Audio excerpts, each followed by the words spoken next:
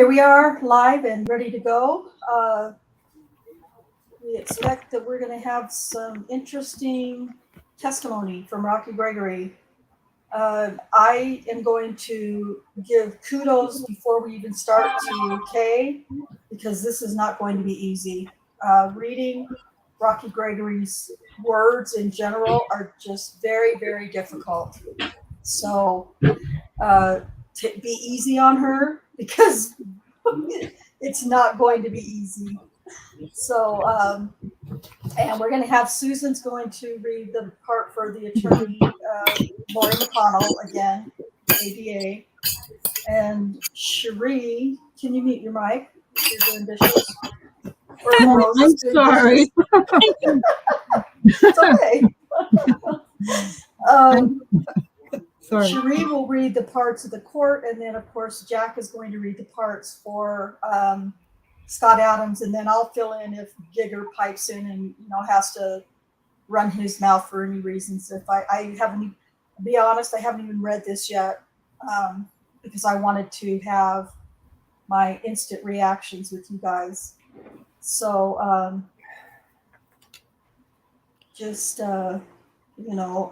want to have natural reactions. So I have a natural reaction. I don't think Cherie does dishes. You're right. Well, I said or Rose. Okay. Yeah, I don't think anybody heard Not that in part, recent. In the last couple of years, I don't do them as much. That's what I heard.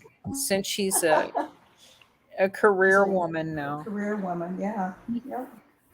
And her husband, Rose, aka Jim, or Jim, aka Rose, is retired. So, what else is he gonna do? Dishes. Dishes, cooking, laundry, taking care of the pets. Yes, Alice. Hello. Alice says, hello, everyone. Buckle up. This is going to be the most BS you will hear. And then Anthony Hill says, I doubt that, Alice. I heard Judge Angie's latest ruling. Yes, there is a lot of BS there, for sure. But we knew that was going to happen with Judge Angie. So, yeah, that wasn't a surprise. The point of the BS in this is that the testimony is just very difficult to understand, because the detective is not competent enough to form a sentence and that makes any kind of sense. And then the court reporter doesn't help by not trying to use some punctuation in there. So, and then of course it's just always filled with anytime we get testimony from the state in this case, it's just full of lies. So what the grammar is what bothers me the most. Well, the lies, but the grammar is tough. That's well, because there is no there's no correct grammar, or very little. There's no correct grammar, and there's no punctuation in the transcript, or very little punctuation. So it makes it really difficult to, and you know what? In the court reporter's defense, she was probably just as, like, what the fuck is this guy saying, kind of thing going on. So. Hey, that's just like trying to punctuate Galen Gigger's transcript from the Notorious video. It's impossible. Yeah, yep, that's right. That's right. So, quick hello to everybody real fast. Under Your Stars was in earlier, and she's going to try to make it in. So if you can't, that's fine. You can listen to it on replay, but we're happy to have you whenever you can be here. Rhonda SD, thank you so much for being here. And Alice in Wrongful Conviction Land, I think she is bouncing around on both channels. My channel, just Rhonda, and also in Foul Play Chat. So that's always good and helpful. And I try to make sure I show comments from Foul Play on the banner, so that, you guys in Foul Play Chat know that I can see what you're saying and what your comments and questions are. So I try to do that as much as I can. And then it looks like we have Darkside is here, which is fabulous. Welcome, Darkside.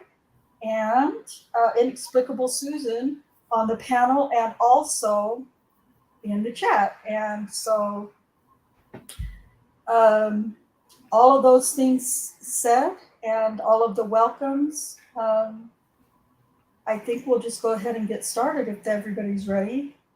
Let's This do it. this is about 75 pages long, so it can be,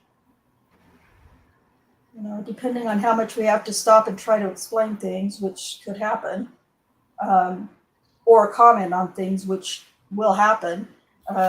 It could take us a minute, but we'll get through it. So we'll start on line 1 with Ms. McConnell. State calls Detective Gregory. All right, Detective, let me remind you, you're still under oath.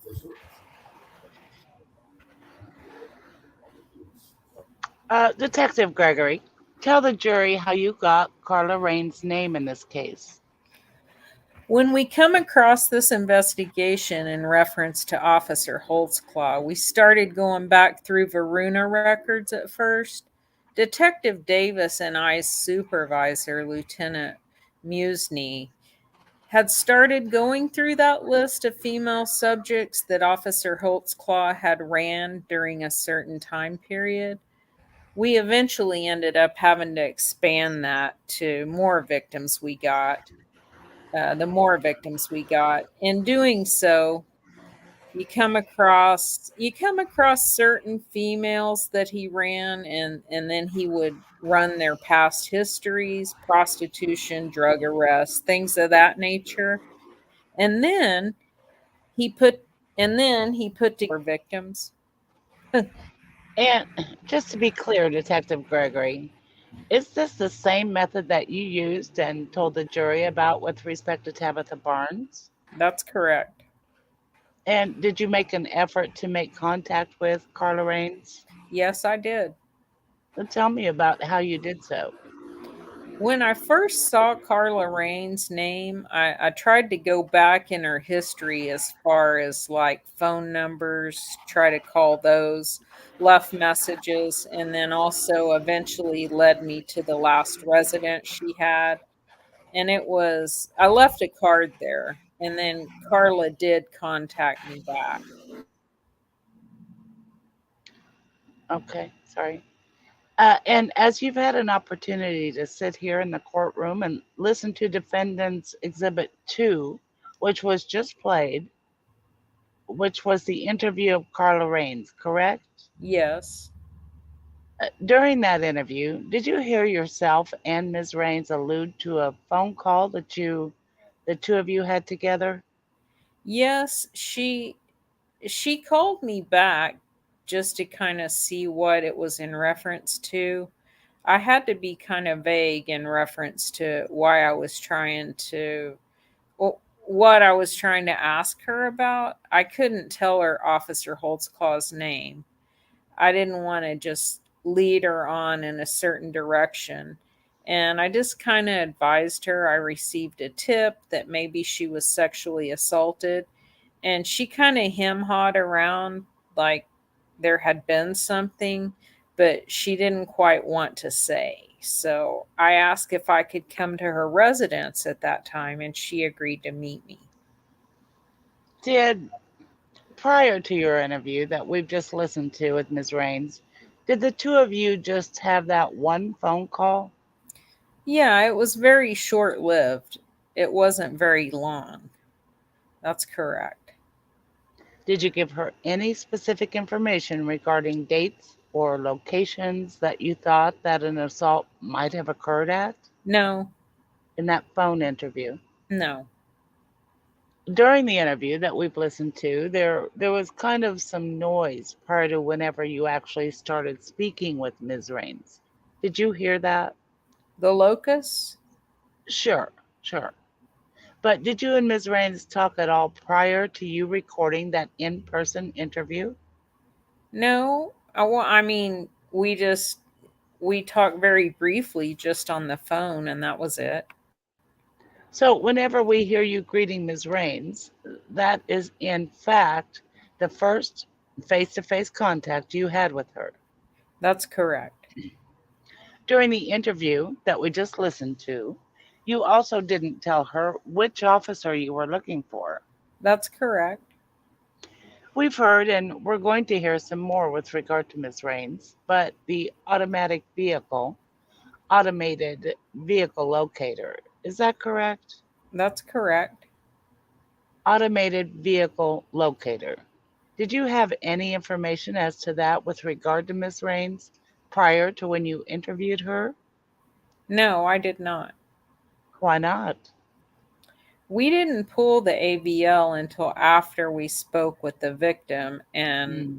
they had started to confirm maybe some of the things that had happened to them if they were indeed a victim.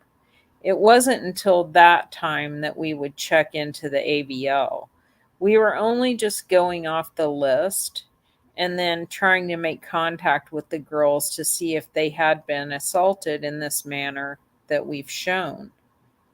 So during the interview, whenever Ms. Raines tells you about this contact that occurred at Northeast 16th near Fontaine, did you have any information as to whether or not Officer Holtzclaw had even had contact with Ms. Raines at that location?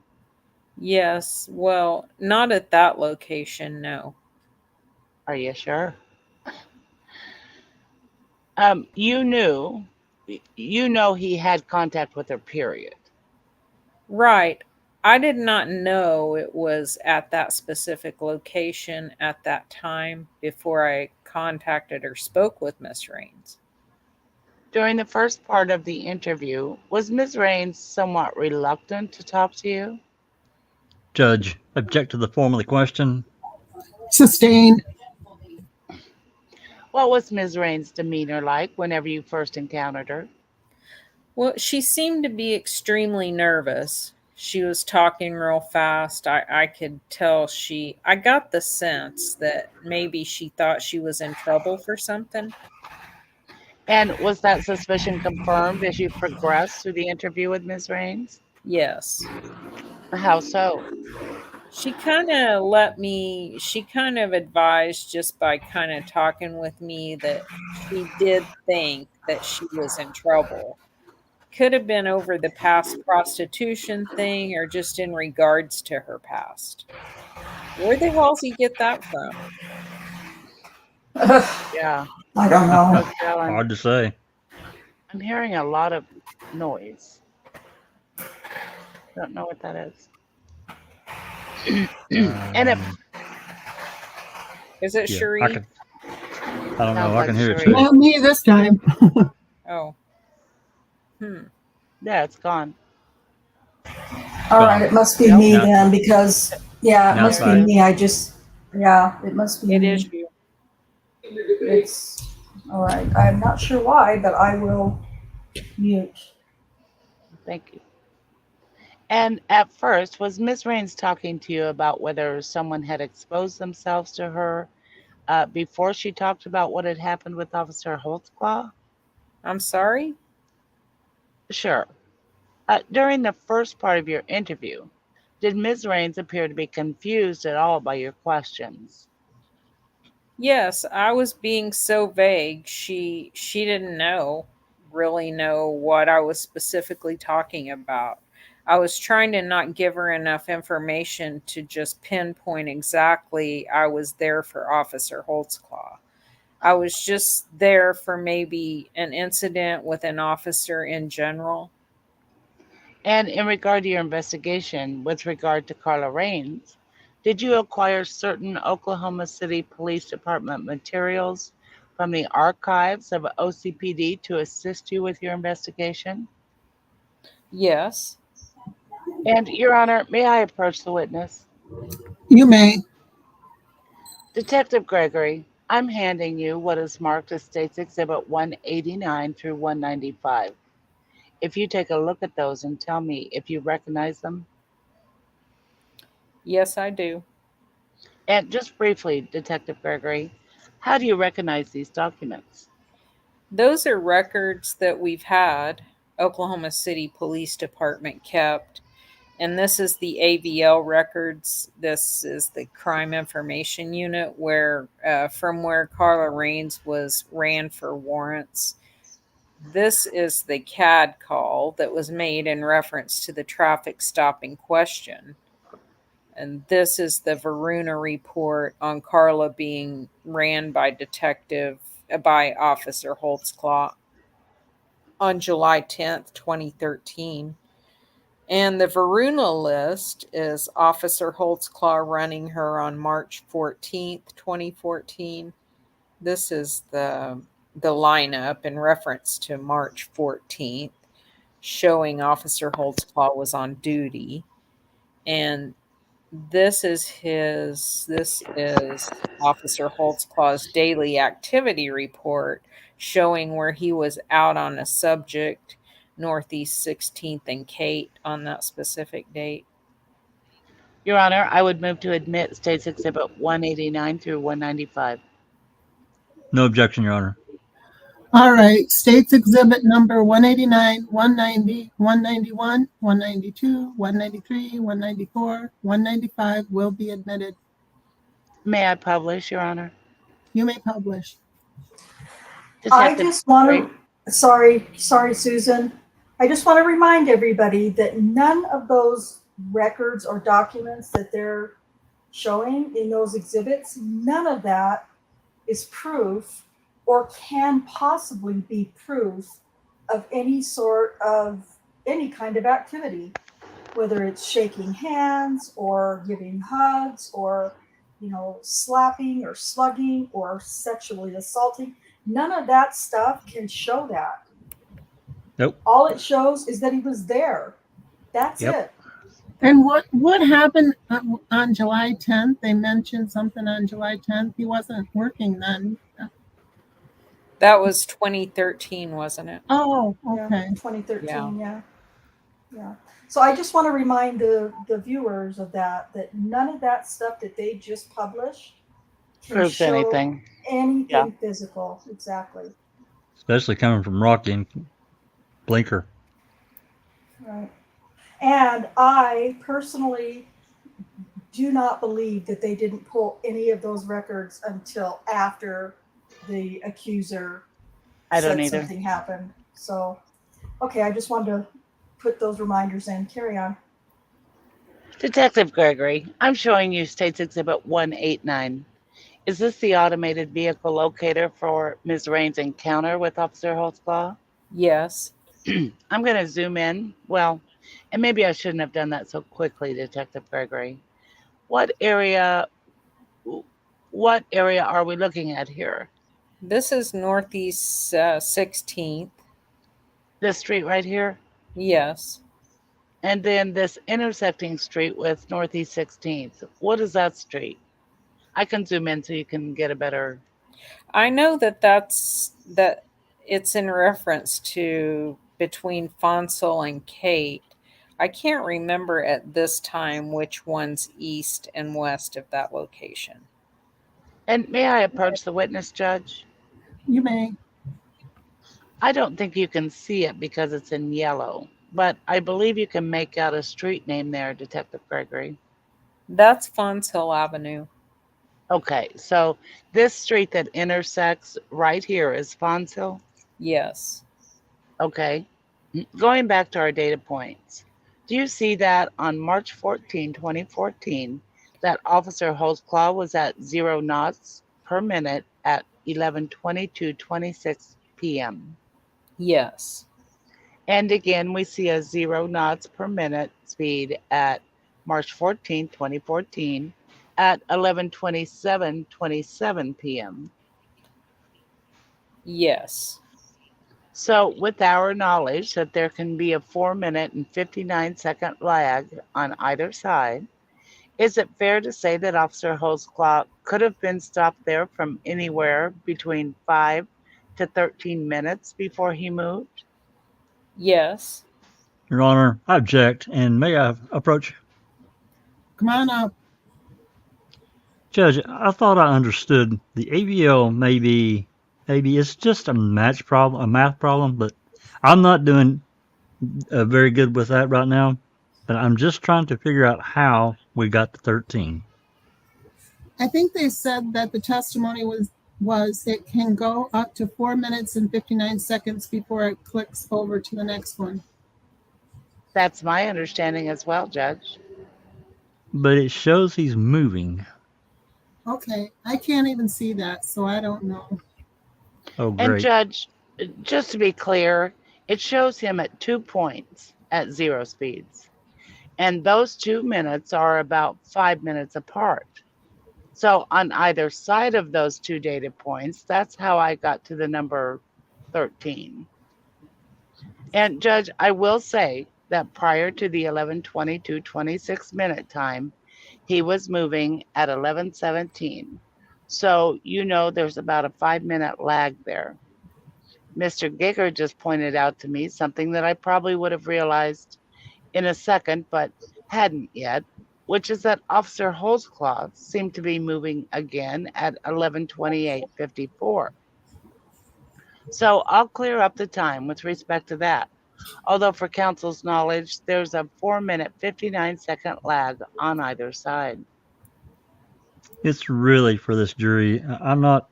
It's not really for me. Then, just to be specific, Detective Gregory, at this data point that I'm pointing to with my pen right now, at 11:17:26 p.m., did he have a speed of 11 knots per minute? Yes. So roughly 11 miles. Yes. Okay. And our next data point is the 11:22:26 p.m., where we know that he stopped because he has a 0 speed. Yes. So we don't know whether he was stopped, what time he stopped between 11:17:26 point and the 11:22:26 point. Yes. Okay. Then I think Yes, I we don't mentioned, know. Is that what yeah, he means? Yes, we don't know. That's weird. Okay. yeah, Yeah. yeah. Okay. Then I think I mentioned to you, Detective Gregory, or you just testified that at 11:27:27 p.m., he also was at 0 speed right here. That's correct. But we know that he's moving again in this direction. I guess that would be west. Is that correct? Yes. Detective Gregory, at 11:28:54 p.m. That's correct.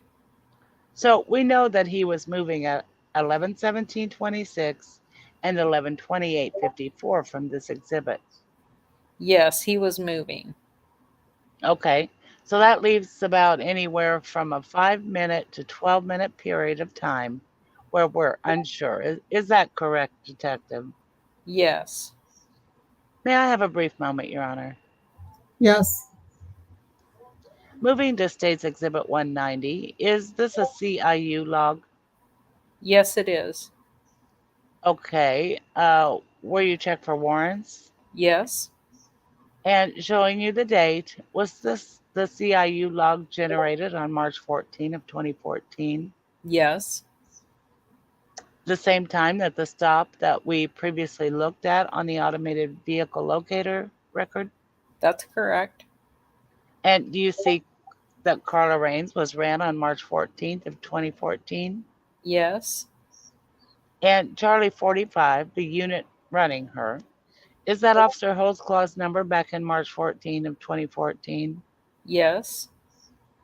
And if we go to the disposition, was she clear for any type of warrants at that time? Yes, she was. Looking at State's Exhibit 191, Detective, is that the incident detail report or the CAD call report, as we've heard? Yes. Is it for a call that happened on March 14, 2014 around, would that be 11:19:42 p.m.? Yes. Okay, and what location does it show? Northeast 16th Street, North Kate Avenue. Okay, and just to be clear for the jury, Detective Gregory, earlier you told me that this intersection that we were looking at was 16th and Fonsil. Would the street on the other side that's not depicted be Kate? Yes. The the street west of Fonsel? Yes. And on State's Exhibit 191, do we see that the personnel assigned was 1782, Daniel Holtzclaw? Yes. And moving down, he closed out the call at 23:28:54. Yes, a dispatcher did. So if the call started at 23:19 and then went to 23:28, it was about a 9 minutes. I guess that would be, is my math correct, Detective Gregory? It's correct. Like he can Oh, do math. So yeah. Okay. And similar, as we've heard you testify earlier this morning, Detective Gregory, this Kristen Powell, is that the dispatcher assigned to this call? Yes. And she would have been the one to close it out versus Officer Holtzclaw pressing a number on his computer. Yes. I'm showing you State's Exhibit 192. If I can get down there without giving you motion sickness, is this a Varuna sheet? Yes, it is. And this is the system where an officer can check someone's prior reports or contacts that they've had with Oklahoma City Police Department specifically. That's correct. And was Carla Raines ran on this Varuna sheet? Yes. Specifically on July 10th of 2013 Yes. by Daniel Holtzclaw. That's correct. Now, July 10th, 2013 is not the date that we've been talking about so far, correct, Detective Gregory? That's correct. I hear a baby crying. So Um, do yeah, I think I. she. Yeah, it's my granddaughter. I think she fell. Sorry. Oh, aw, oh, poor baby. Hey, while we had this little break, now during the trial, it's been testified to, and we might not have had any trial testimony yet to show you guys this, but they claim that they only investigated Daniel's records for 6 months back. Clearly, this was about 11 months back that they went to get this record from July 10th of 2013. And there are some reports where they went back even further than July of 2013. So the fact that they're bringing this up during the trial testimony with this accuser is interesting to me. Hey, for everyone in the chat, did you guys all follow the explanation of the AVL? Were you guys on up to speed with what she was trying to say? Or if you had been a juror, would you be confused? Raise his hand. Pick me. Pick me. yeah, if you would have been confused as a juror, put a one in the chats. it didn't make sense to me. It still None It doesn't. didn't. None whatsoever. I don't understand it, and I understand how it works. So, Yeah. Well, and not only that, but they're making a big deal about they were stopped for about 13 minutes. Well, that's about the length of time of an average stop for any Right, reason. So right. big deal. Big fucking deal. 13 minutes. Okay. All right, go ahead. Okay, let's see. Is that line Uh, 18? I think so. 18. Yeah.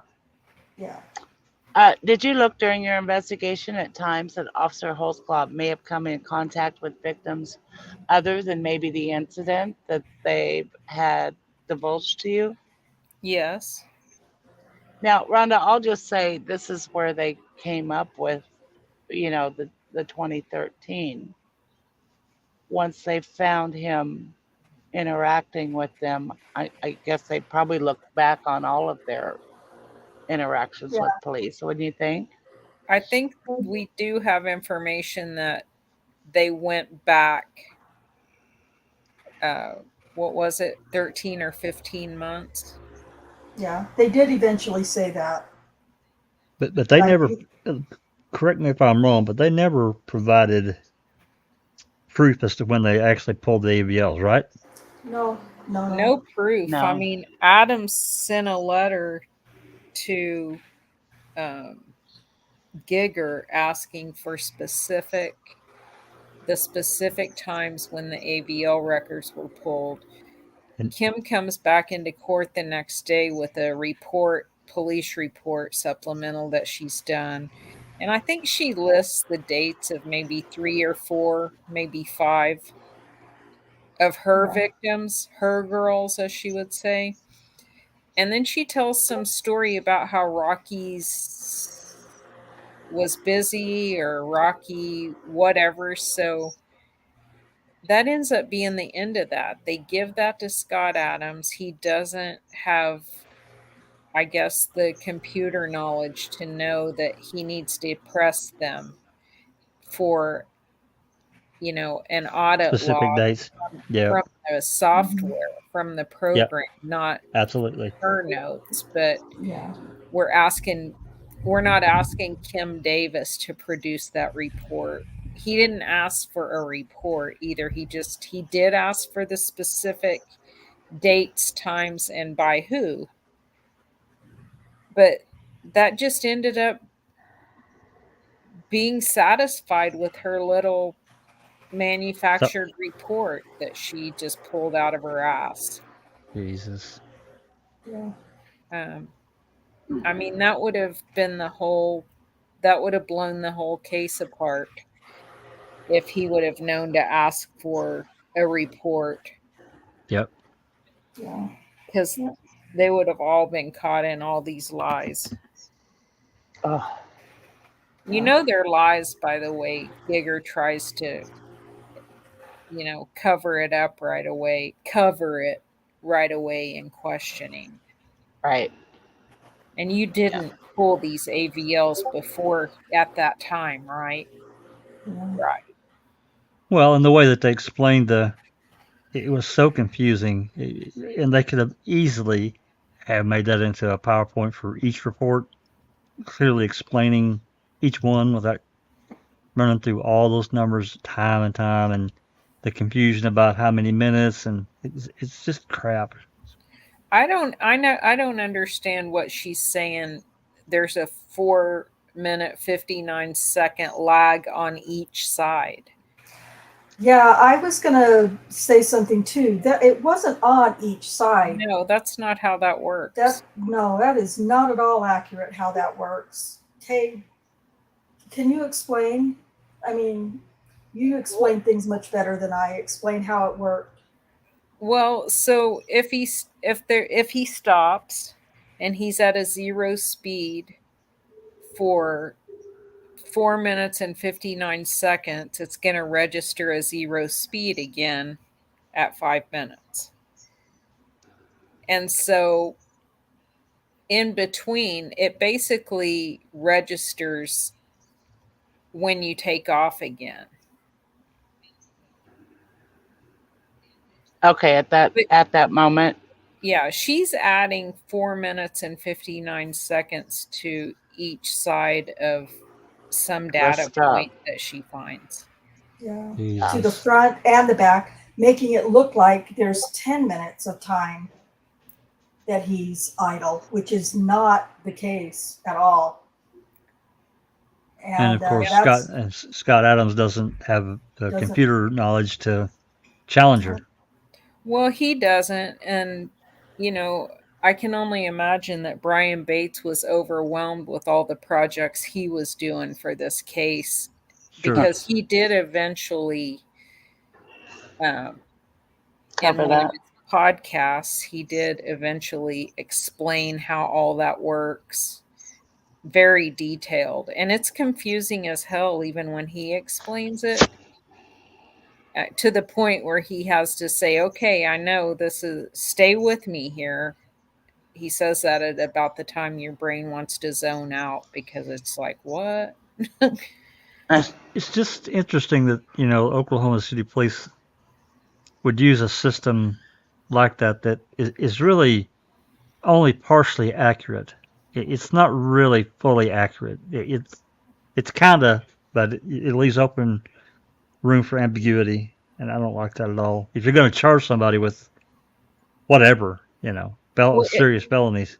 right. It also doesn't actually put the locator where you are. So, it snaps to the nearest street. Huh. Well, see, You're that's off. another problem. Right? There again, we come into accuracy, and it's not correct. So, I mean, I'm sure that's different now. well, probably, but back then, I mean, But I don't even know. in 2014, well, trial, the end of 2015, um, you would think that would have already been. I guess it was just the way their program works because Yeah. GPS locates things, in the middle of a field, or Yes. it doesn't snap to a roadway. So that's kind of weird. Hmm. Yep, it is. Okay, I'm going to start on 18 again to make this Okay. make sense. Did you look during your investigation at times that Officer Holtzclaw may have come in contact with victims other than maybe the incident that they had divulged to you? Yes. What was the purpose of that? Again, for verification of the victim's story. Did Ms. Raines give you any information as to having been assaulted in any way by Officer Holtzclaw on July 10th of 2013? No. Was that significant to you? Yes. Why? Again, it's just verifying her story timeline. How? And I'm showing you also States Exhibit 193. Is that also a Varuna sheet? Yes. And is this Varuna sheet for March 14th of 2014, the date that we've been talking about? Yes.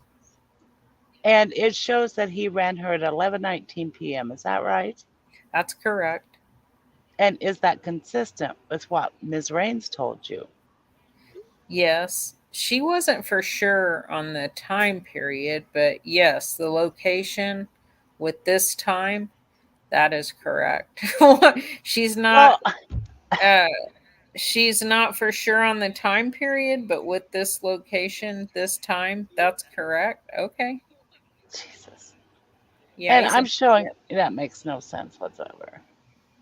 And I'm showing you States Exhibit 194. Based on States Exhibit 194, were you able to make a determination as to whether or not Officer Holtzclaw was on duty on the date of March 14, 2014?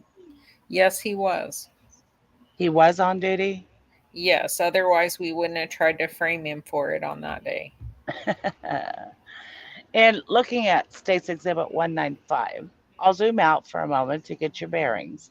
Is that a daily activity sheet Yes, it is. specifically for March 14th, 2014? Yes.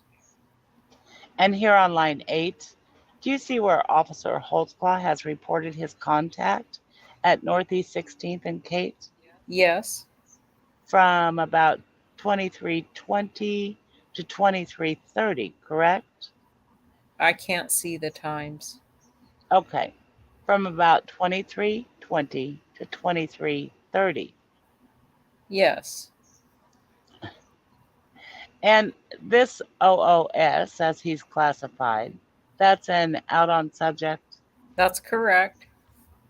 In their entirety taken together, Detective Gregory, with these documents, were these documents significant to you in your investigation with regards to Carla Raines? Yes. Why? Because this all verifies the information that she was giving to me on her knowledge of her assault. May I have a brief moment, Your Honor? Yes. Pass the witness. All right.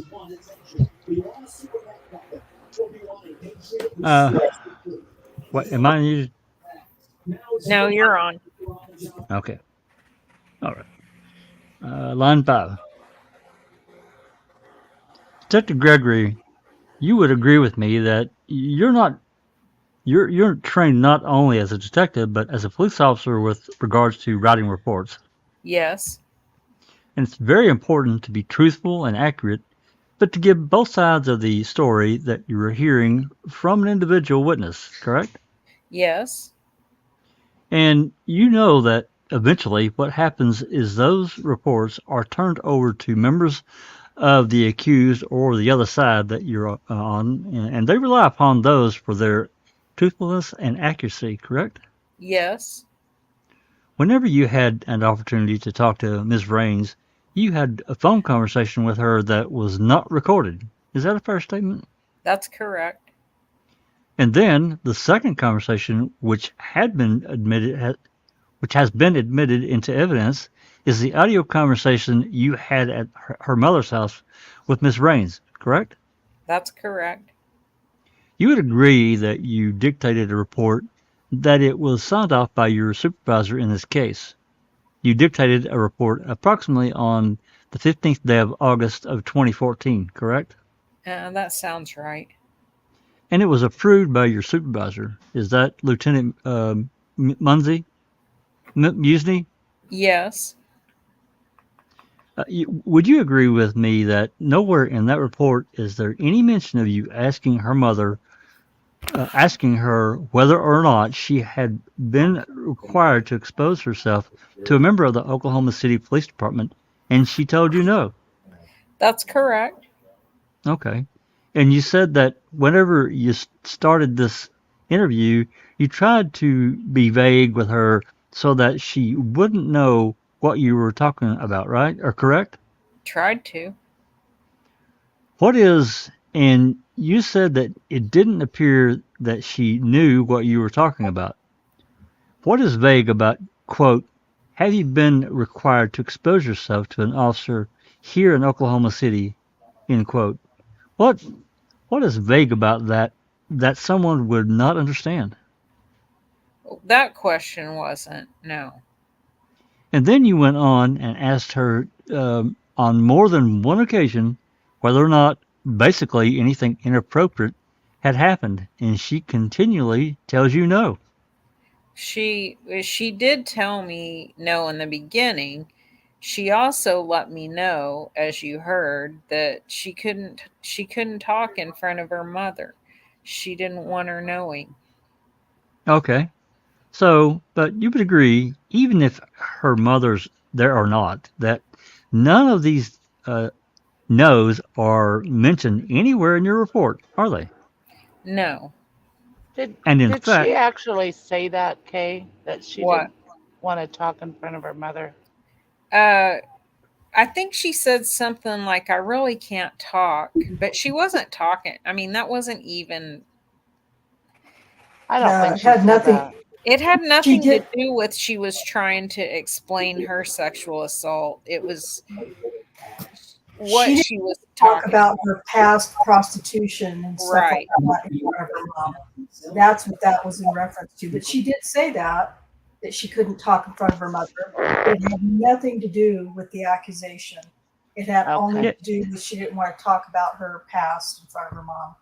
well, Okay. at that point, you would think that a seasoned detective would say, "Hey, can we step out and talk in private for a minute?" And they do. Okay. You can tell they do step away Mm-hmm. in the recording. And It was obvious to me that they stepped outside, I thought. but for him to not include her initial no's is, par for the course for it. When I mean, to me, you always need a recorded audio of an interview that you've got to report for, because if you don't have that, the cop can just write whatever the hell they want, and they do. And he did. They Absolutely, both did. happened in the our other cases too, and we know that. So anyway, Yeah.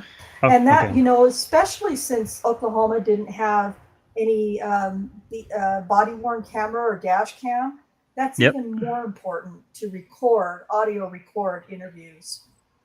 yeah. But If you're just if you were just techno enough to do that. It's so Yeah, difficult to push that just red button. It's so not hard. quite techno enough. That's funny. Okay. All right. Line 9. And in fact, what happens is she doesn't even begin to even come close to talking about anything that allegedly happened back in March of 2014 until you tell her you're investigating a bad guy. Right. I mean, again, that's just kind of the vague questions and letting her know some information without laying it all out there for her. Then you went on. She still didn't disclose any information. You told her that you had a lot of victims. Correct. Then you went on and told her, well, this is how we got your name. And it was this short. It's a list, a short list. I don't remember if I said the short list, but I did mention the list. And you told her that no one was coming to you, that you were having to go to them, trying to make her feel like it was going to be okay to say something, right? Yes, make her feel comfortable.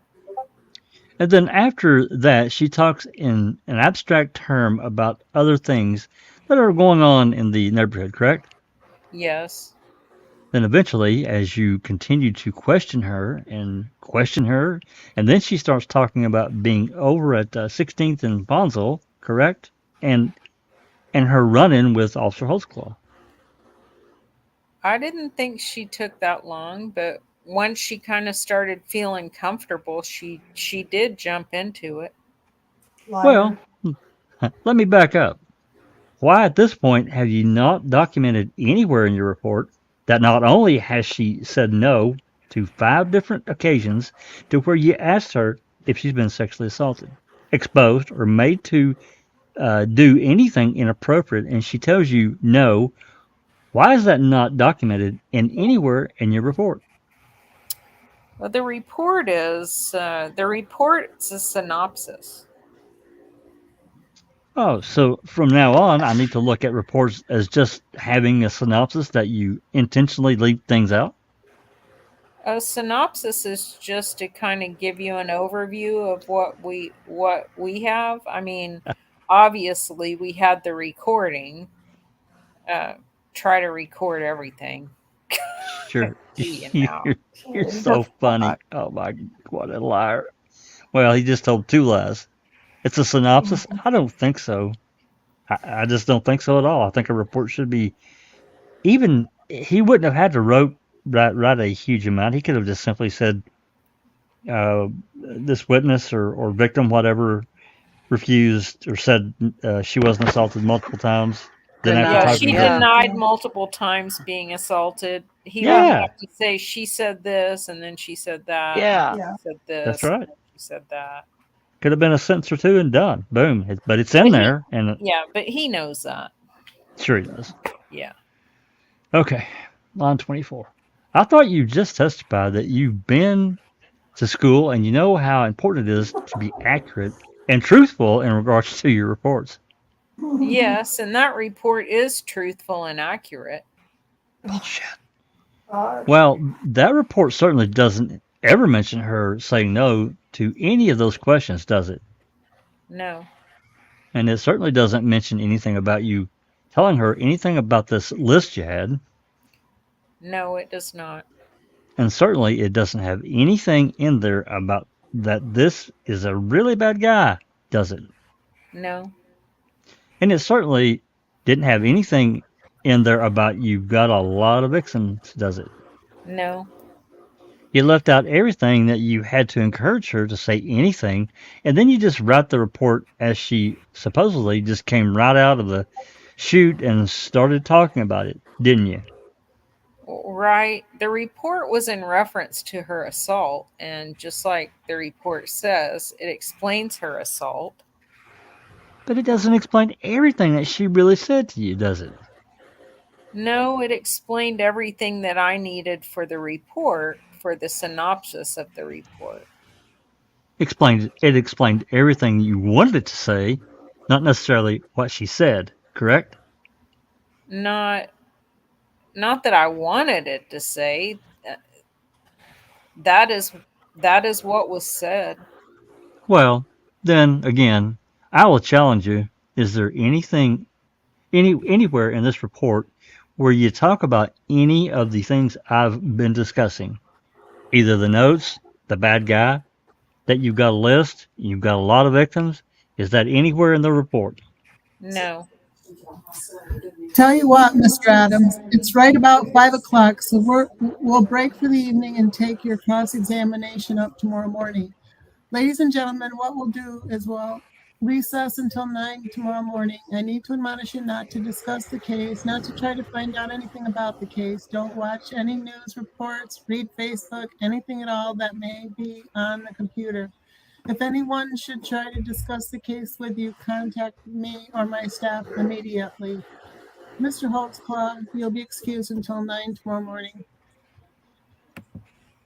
All right, ladies and gentlemen of the jury, if you'll leave your notepads in your chair, you'll be in recess until 9 tomorrow morning.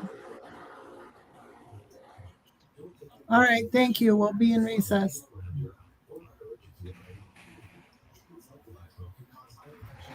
Do, do, do, do, do, do, do. All right, good morning, ladies and gentlemen. Let the record reflect all members of the jury are present. Counsel for the state, counsel for the defendant is present. Detective Gregory, if you will retake the stand. Your Honor, I have no more questions of the Detective Gregory at this time. All right, is there any redirect? Yes, Your Honor. All right, Detective Gregory, go ahead and retake the stand. Let me remind you, sir, that you're still under oath. Yes, sir. Detective Gregory, yesterday Mr. Adams had questioned you as to whether you would put the part where Carla Raines had initially denied that anything had happened in your report. Do you remember that line of questioning? That's correct. Why did you not put that in your report, sir?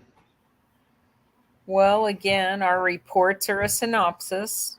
It's an overview of what took place, as you could hear in the full interview, which I knew the defense was going to get the recording of everything that was said, but it was just she went over 3 times with me. I tried to make sure that I understood what she was saying and just kind of cover it and make sure that she's consistent in her storyline and telling me what happened. And going back to the initial maybe 5 to 10 minutes of the interview where Carla Raines initially denies anything having happened, did she seem confused to you at first? She did. She was so nervous when she first talked to me, as you heard. I felt like she thought she was in trouble. I know her mom was around. Judge, I would object to any speculation. All right, sustained. During the interview, during once again that first 5 to 10-minute portion, did Ms. Raines even start to talk about whether an officer had exposed himself to her? Yes, she did. And did that indicate that she was confused about your question? She was really confused. Since you knew that the DVD recording was going to be furnished to the defense attorney, and once again, your report is just a synopsis, were you trying to deceive in this case? Were you trying to deceive in this case? No, not at all. It was also specifically mentioned by Mr. Adams that you didn't put in your report about talking to Carla Raines about the list of women's names that you've talked to the jury about today and yesterday. That's correct. Why did you not mention this list in your report whenever you detailed your interview with Carla Raines? My supervisor did that part of the report. He's the Oh one who my came God. up with the list, so he's the one who provided the report. What? What's he saying there? What? Supervisor did that part of the report. Why That would, part of why- his report? Yeah, that's what he's Yeah. saying. That would be Wait. Musney, right? Mhm, In yep. Musney's deposition, didn't they ask him if he did any of the reports and he said no? He said no. All he did was approve them. All he did was approve them and make grammatical and spelling error checks. Well, he Freaking missed people, a few man. things. That makes some sense. Yeah. So, information about this list and how it was furnished was also summarized in a police report that was given to the state and presumably to defense counsel. Yes, yes. You also mentioned Detective Gregory, but I just want to make sure I understand. On the interview, we heard Ms. Raines go through her story about what happened with Officer Oh my Holtzclaw God. several times. Is that correct? That's Oh my correct. God. I don't, Oh that's my not God. correct. There's nothing correct about that. Oh my What? God. You listen, I just need everybody in chat to go back and listen to that interview. I'll put the link for that. How long is that, Rhonda? It's about 20 minutes or so. I'm Let just me going see to if I tell you can. at some point, we really should listen to that in connection with this, what we're reading right now, because it's I was going to important. say, let's listen to it right now. Okay, let me find it. I mean, we're at the top of page, whatever this is, 33, or I'm sorry, 31. Yeah. Let me see if I can find it real quick. Cherie, are you looking as well? Because Cherie and Katnett are usually a lot quicker at this than I am. I am looking, yeah. Okay. We're going to go back to the one that we did 11 months ago. Well, I Okay, was I looking. found it. Did you? Okay. Yeah, You found it? yeah. Okay. Let me just listen here real quick.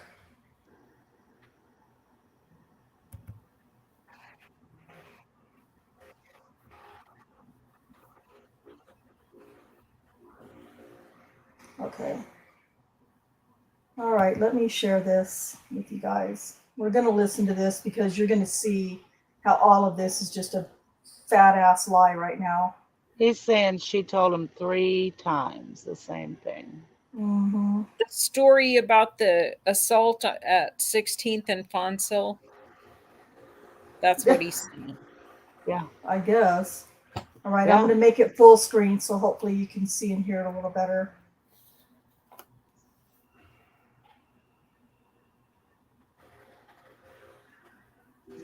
According to Detective Gregory's official investigative report, quote, on 8/15/14, I met with Carla at her residence in the 1300 block of Northeast 18th.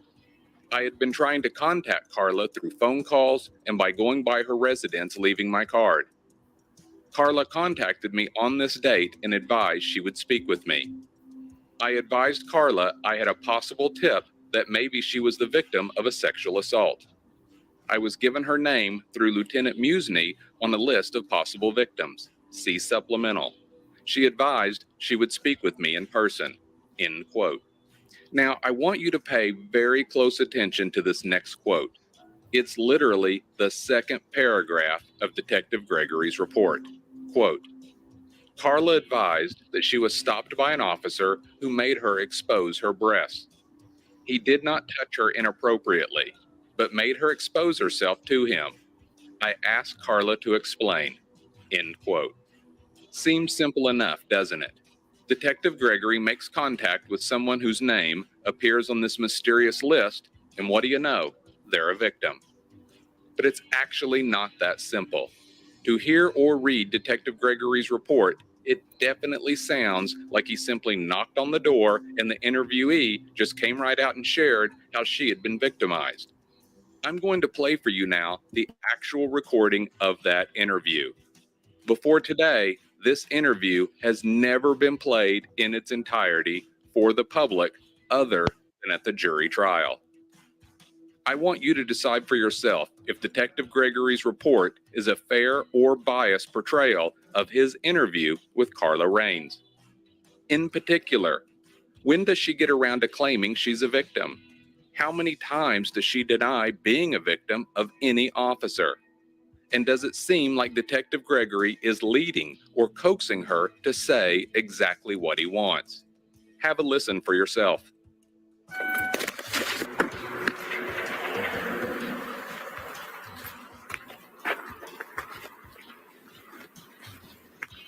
Knock, knock. Hello? Just a minute. Yes, ma'am.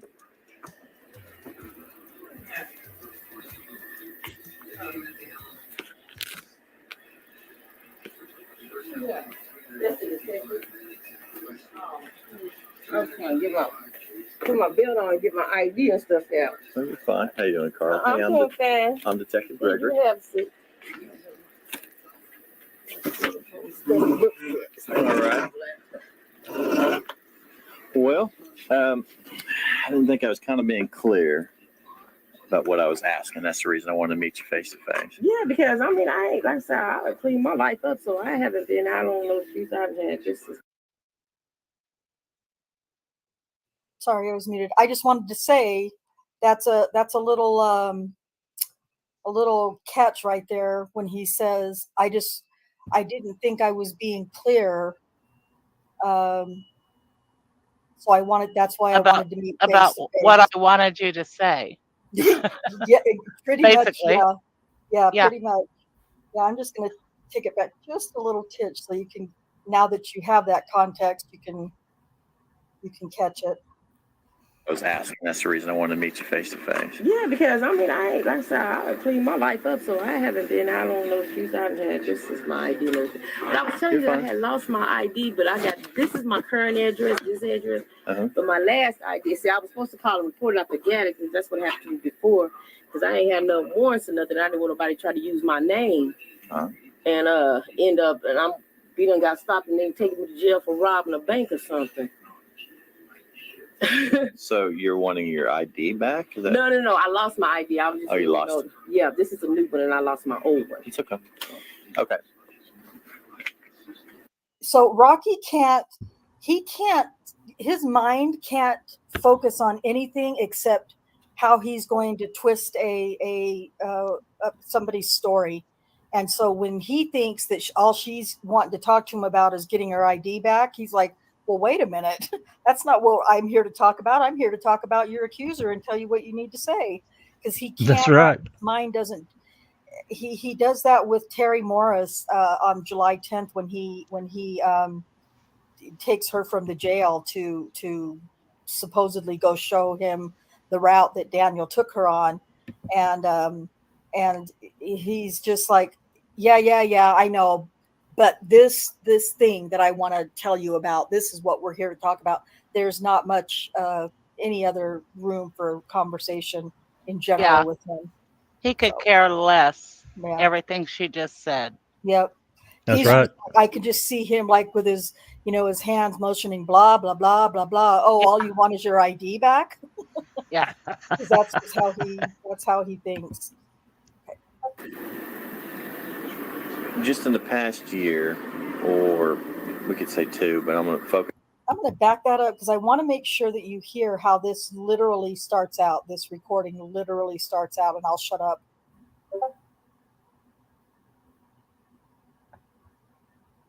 No, I lost my ID. I was just. You lost it? Yeah, this is a new one, and I lost my old one. It's okay. Okay. Just in the past year, or we could say 2, but I'm going to focus in on mainly like this year, 2014, but let's go back just a year. Okay.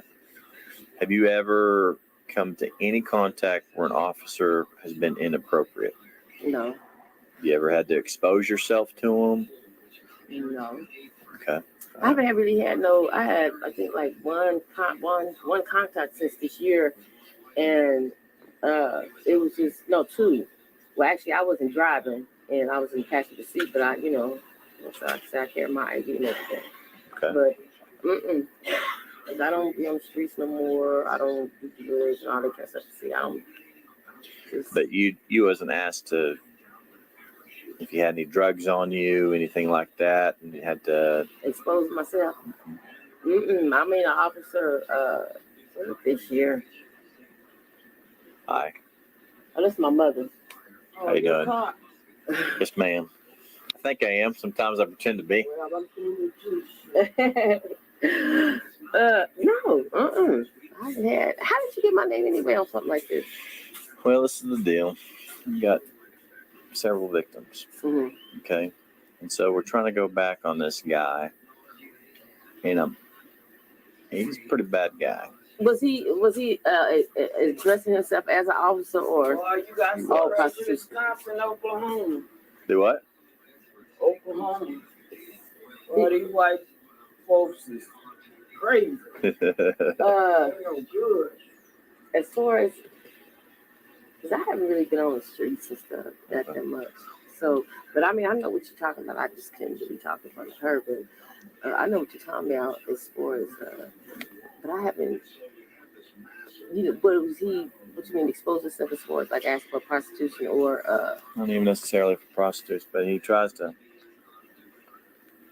having women do different things. oh, thinking they gonna go to jail if they do a favor for him, he would. There you go. Okay, I know what you're talking about.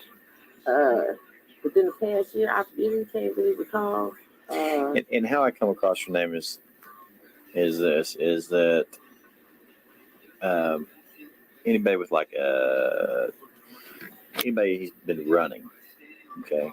Now we kind of came up with a list. Oh, okay. Okay. So it's been in the only area. The problem is I've been in this area. See, this is the only one I even got to prosecute. This is the only area that I was in, and I guess like about 3 or 4 months because I had went to detox when they first started open because I used to be right down the street. But then from 20th, I was down to maybe 17th within this area. That was the area that I was. That's the main area that I was in prostitution. And I mean, you have some men stop with themselves already exposed, and they'll have you play with them. Like they stand over and they play with themselves. And it's a couple men that does that. Mm-hmm. They play with themselves. They already have themselves exposed when they stop you, and then they hand me like $20 through the window, and it's been a couple of men with the violence. Yeah. Now, are you talking about cops or are you talking I don't know if they'll be cops or not. Sometimes, I never had a uniform officer. There's only one officer that I know a few years back. This was before OU was only going to 16th Street and back. He was a black cop. They used to come around here, but like you say, he got stopped by him, but he didn't question me. But he's just like, I've seen a girl that exposed her breast to him before, but as far as him threatening to grab somebody or I've never seen that before, but well, and the short list that we've had, a lot of them something's happened. Yeah. Oh yeah. And no one came forward or anything. We had to go to the den.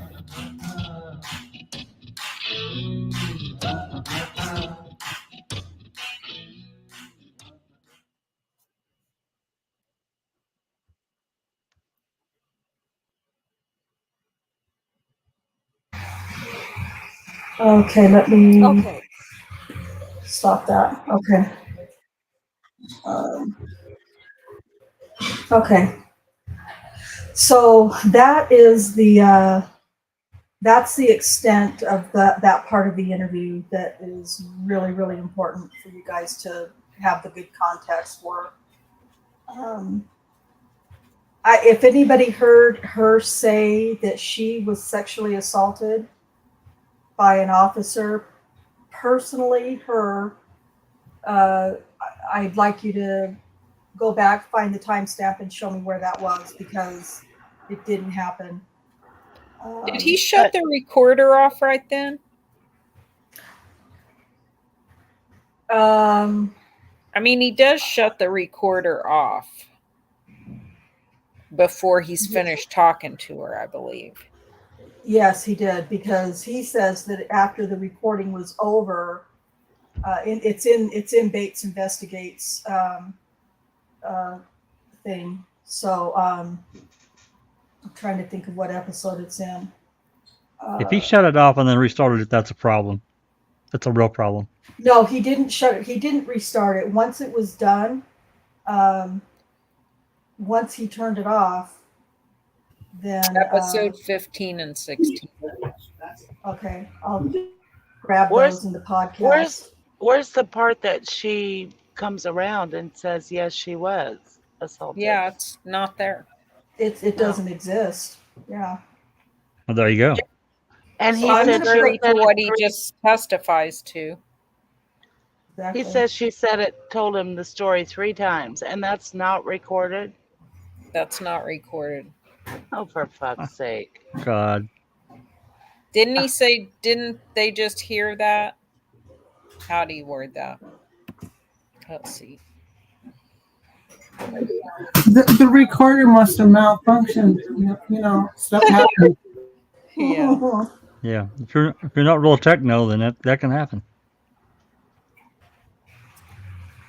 Yeah, it's It yeah, says that on the interview, we heard Ms. Raines go through her story about what happened with Holtzclaw several times. Yeah, that's a lie. it's Is that correct? absolutely. That's correct. It's incorrect. Yeah. Wow. So I mean, that's just one example of how they lied, just in this particular accuser. But they just played this for the jury, right? I guess they realize that the jury's really confused and they can just Probably. keep confusing them. I guess. Here, No let's doubt. explain a 4-minute, 59-second lag on both sides and not explain how this math adds up to 13 minutes. Let's tell them what they just heard that they didn't really hear. Yeah. And they'll think, oh, I wasn't listening properly. Wow. Yeah. And it's so blatant. It's so disgusting. So I just put in the chat. I'll put it in the. I just put it in the chat for my channel. I'll copy and paste it and put it in the foul play chat, so that you can listen to at least the first part of the Bates Investigates episode. But in part 16, it continues, Brian Bates continues with it. So I would recommend following from 15 going to part 16 as well. Okay. Anyway, so yeah, they just, it was all a big lie. And it just, it just seems to have gone over the jury's heads, evidently. So Yep, that's what I'm hearing too. Same thing.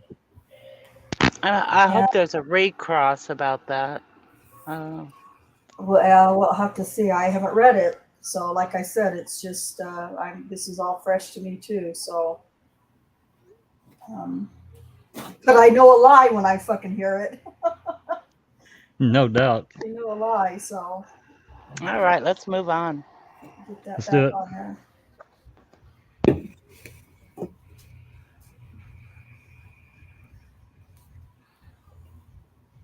Okay.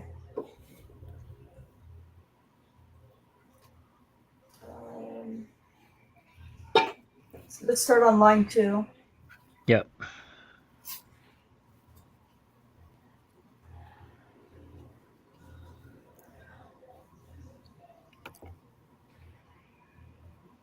Can you see it? I can see it, but it's not me. Oh, okay. Yeah, it is. Wait, no, Oh no, it's no, McConnell. it's not. It's Susan McConnell. Is it me? Oh, okay. Yes. I'm sorry. I was waiting on you. Okay. And in your report, do you go first time in detail what she told you, second time in detail what she told you, and third time in detail what she told you? No, Why not? it just becomes repetitive. That was for my own knowledge so I could understand what she was saying. I put together a report to make it flow for the reader. Oh, Jesus. Yeah. God. And is your report a transcription or supposed to be a transcription of what occurred during that audio recording? No. And yesterday, Detective Gregory, we went over several Oklahoma City Police Department documents that you had acquired as part of your investigation with regard to Carla Raines. Do you remember that? Yes. Did you also accumulate radio traffic from the March 14, 2014 date with Carla Raines? Yes. May I approach the witness, Your Honor? May I approach? Detective Gregory, I'm handing you State's Exhibit 196. If you'll tell me if you recognize that. Yes, I do. And just generally, how so? It's the radio traffic that I had pulled up for this incident. Your Honor, the state moves to admit State's Exhibit 196. No objection, Your Honor. All right, State's Exhibit number 196 will be admitted. May I publish, Your Honor? All right, you may publish. Your Your Honor, Honor, at this time also, No, that's sorry, me, that's you. Your Honor. At this time, also, may I approach? Come on up. I don't have any objection to this exhibit. However, I do object that it's outside the scope of my cross. I didn't cover any of the stuff in cross. But the only reason I didn't object is in front of the jury, but I object because it's outside the scope of the cross. But other than that, I don't object. How is this within redirect? Of his questioning, Your Honor. I mean, I don't know what it's about, so. Sure. And I'll tell the court, yesterday, whenever I was going back over my exhibits, I had meant to put this in during my direct examination. I failed to do so. So I don't know that I have a good faith basis to say that it's within the scope of Mr. Adams' cross. Yeah, you don't. However, Detective Gregory is going to testify throughout the course of this case with regard to several victims. I don't see how it prejudices Mr. Holtzclaw in any way for this radio traffic to come in. It just details what Officer Holtzclaw said on March 14, 2014, when he was out on the call with Carla Raines. So this is him calling into dispatch saying I'm out on a stop? Yes, and CIU to check her name. Yes, sir. Okay, and we've got documents already on that? Oh, whoops, I'm sorry. You just have another line. You just have another line. Okay, Sure. I'll sustain the objection. Sorry. And Detective Gregory, during the 2 times that you spoke with Ms. Raines, both the audio recording that the jury has had a chance to listen to and on the phone, did you ever give Ms. Raines any information about a specific officer? No. And we heard an audio record that you said that this officer was a really bad guy. But did you tell her any physical appearance criteria or anything to give her information about what officer you were looking into? No, I did not. And did you ever give her any information about what location you were asking about? No. And in fact, did you even know what location Ms. Raines had come into contact with Officer Holtzclaw at? No. Liar.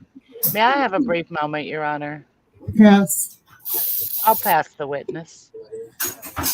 All right. Particularly on any new items? Oh, Yes, Your Honor. okay. Yes, Your Honor. Detective Gregory, what you just testified to was that your report was simply meant to be a synopsis, correct? Yes. And that is absolutely what you're taught in the academy, is just to give a synopsis of what happened, not to be truthful and accurate, correct? Synopsis is truthful and accurate. Okay, well, truthful and accurate then. If we listen to the audio tape, you'd agree with me, nowhere in your report does it reflect any of the times that Ms. Barnes stated nothing happened, correct? That's correct. And in addition to that, the only way we know that that happens is it requires. You said that you knew this audio tape would be delivered to the defense, correct? That's correct.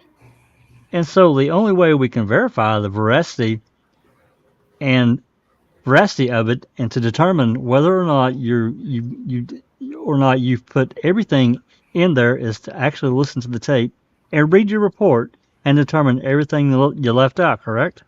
That's correct. That's normal standard It's normal standard for you. for most officers, yes. For do you know of any other detective in Oklahoma City that has recorded statement from any suspected victim where they denied any sexual activity whatsoever and failed to put that in a report other than you? What I did is very common practice. Most detectives, That's not my question. My question was very simple. the majority of detectives, I do. I want a name of a specific detective. That's what I'm asking for. That has interviewed an alleged victim in a sexual assault case where the alleged victim denied anything inappropriate happened. They recorded it. They did not list it anywhere in the report, and then they turn it over to the defense lawyers for them to figure it out on their own. Give me the name of the detective. You want several names? I want any name. Okay. Detective Porter, Detective Davis, Detective Bessinger. There's Detective Hurst. You want me to keep going?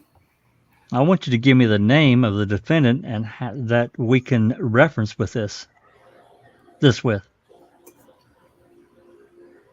I'd have to go back and look at their logs.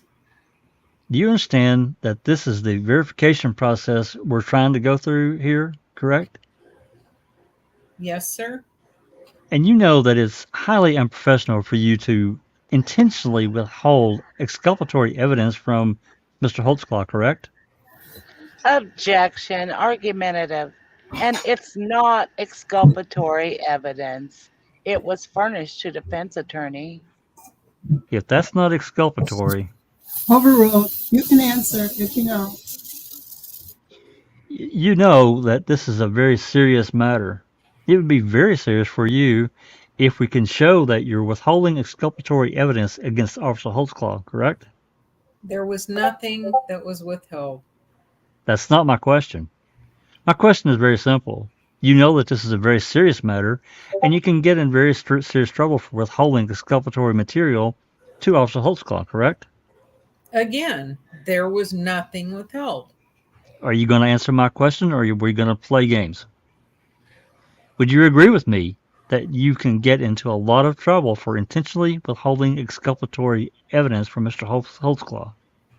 If I did, but I didn't. Now, in regards to this list that you talked about, you said that it was generated by another officer, correct? The list that you talked to Miss Barnes about in regards to, you have a list and there's a lot of people on that list. Do you recall that? Yes. On the video or on the audio tape? Yes. Okay. You understand that myself, and Mr. Gray have requested this list for in excess of a year and have yet to be provided that list. Objection. May we approach? Approach, Your Honor. Come up.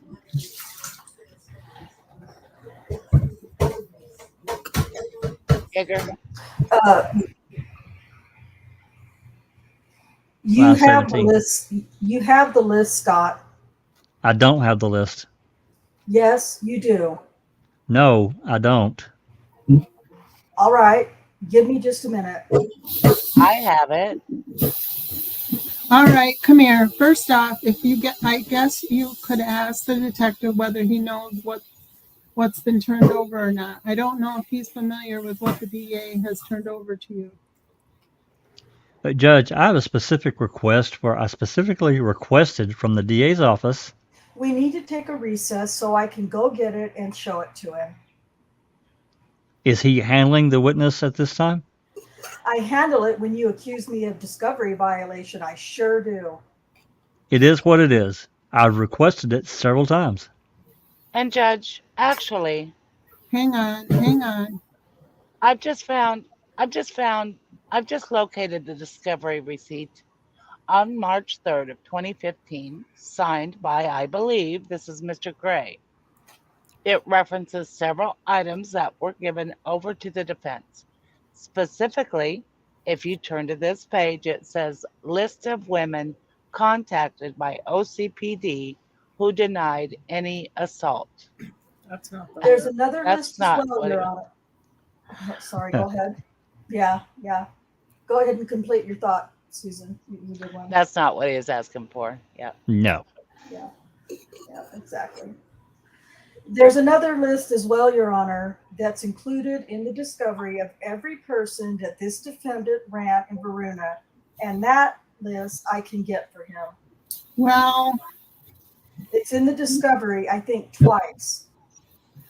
the issue right now isn't really whether this detective turned over a list to the defense. The question is whether he made a list and made it available to the DA. So I'll allow questioning about that, and we'll go into this list of whether it was turned over by the DA's office. For the record, we were told that Detective Geely had created this list when they contacted a number of people and they had denied a sexual assault had occurred. However, when we were asked for that list, we were told that it was lost and they could not find it. The discovery numbers are 178 through 197. It is the entire Varuna activity that was created between December and June of 2014. It's the list that is referred to in Officer Musney's report and is the list that they were going off of. There are women on this list who were contacted and said they were assaulted. There are women on this list who were contacted and said they were not assaulted. And there are women on this list who would not return contact. Judge, that is the Varuna list. Mm-hmm. That's the list that was created, Mr. Adams. No, it's not. Judge, I have specifically, and I have them in writing, and I'll provide them to the court where I specifically not only asked them to preserve a list of people that they had contacted where they had denied anything occurred. I specifically requested that. Secondly, we asked for a list of all the women who were contacted in regards to this investigation, and we were told that Detective Geely had compiled such a list.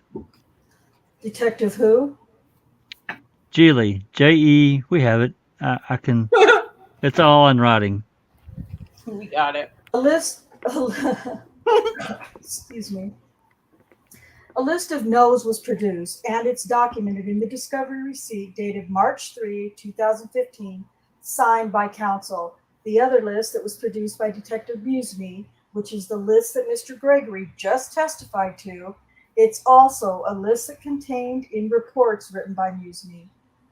That same report appears in, I think, at least 3 or 4 of the individual cases. That is the list that was compiled. That's the ones they operated on, and that's the ones they worked on. Judge, they said specifically that they created a list of women who had a prostitution and drug arrest, and the court certainly recalls that yesterday. I have number 2 on this list. He's provided me is a man. This is not the list that we're talking about. This is a Varuna run. I'm asking for the list of the individuals that they've identified as victims from which they have never provided to us. I've asked for it repeatedly. All right. First thing is there a list of women that the police department believed to be victims? Is there a list of that? The 2 lists that I'm aware of, Judge, are the 2 that Mr. Giger has just identified. The Varuna history, and specifically the women who were contacted, which also defense attorneys been provided with that denied any inappropriate contact with Officer Holtzclaw. And that has all been provided.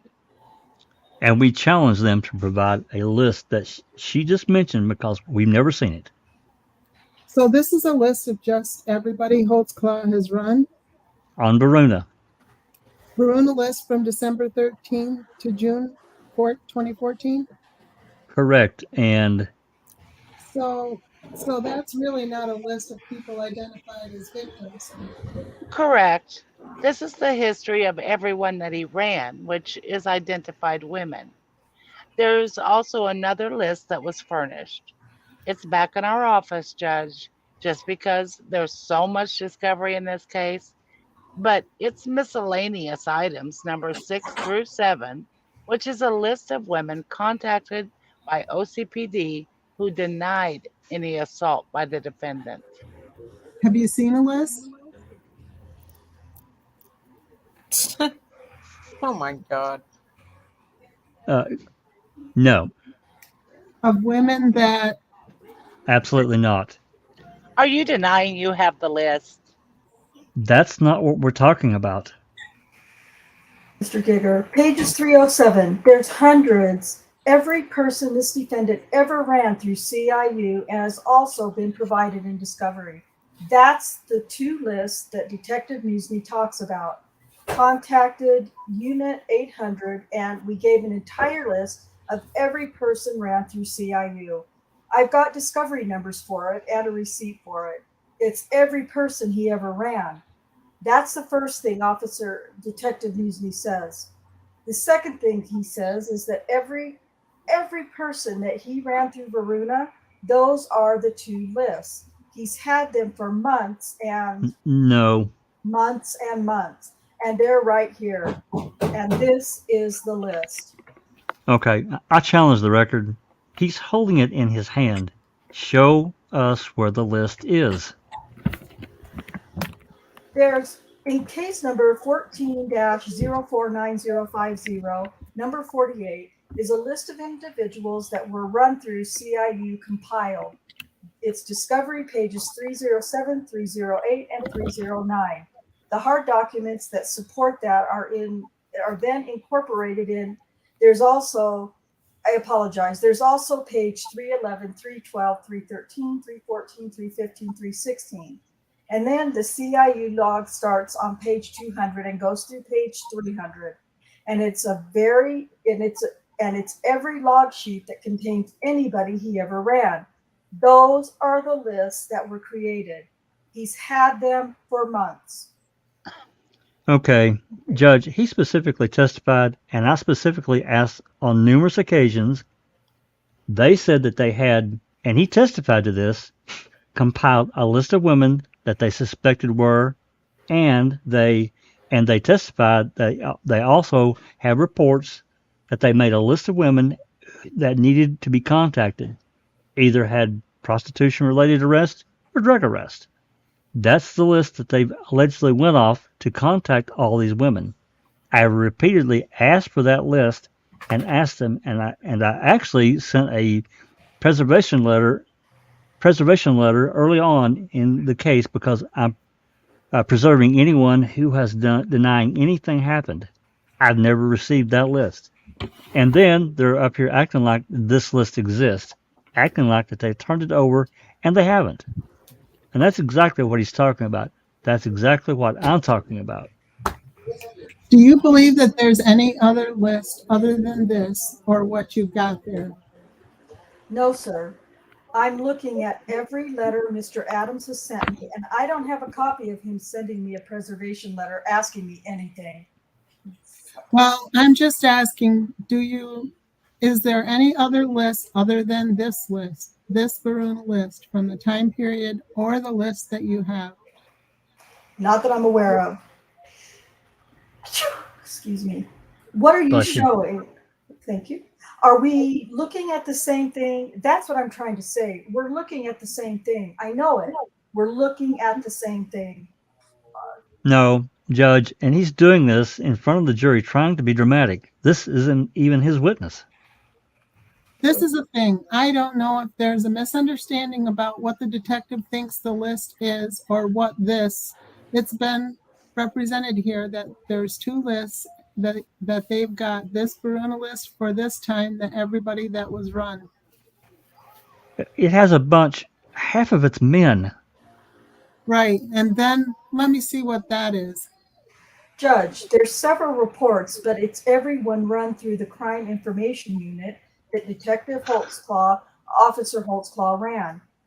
Okay, so this list, Respectfully to Mr. Adams, his co-counsel is telling him it's the exact same thing. No, he's not. He doesn't have any idea of what we're talking about. Oh, for fuck's sake. okay, Jesus. so this other list again is a crime information list that has numerous people on it that looks like male and female on it. Right. So before we get further into this, I heard I'll allow you to try to ask specifically if there's some misunderstanding about a list or whatever else. They're representing that's the only list they've got. There's no other list. I don't know. Well, but that's not what the witness has testified to. Well, and again, he may not know. I guess we need to find out if he's seen the list, if he's looked at the list, what's on the list, those kind of things to determine if there's some other list that's been turned over to the DA's office, or if the Oklahoma City Police Department had a list that they didn't turn over. Okay, I'll ask him. All right, Detective Gregory, we've been talking about this list, and just so I make sure we're talking about the same thing, at the beginning of the recording, we listened that you're conversing with Miss Raines. You're on there, and you tell her that there's a list, and it's a long list, correct? Yes. And you also have testified previously that previously in your direct examination that Sergeant Musney, Detective Musney, Lieutenant Musney? Lieutenant Musney went through all the reports that in all the Varuna runs that Officer Holtzclaw had generated for approximately a year, correct?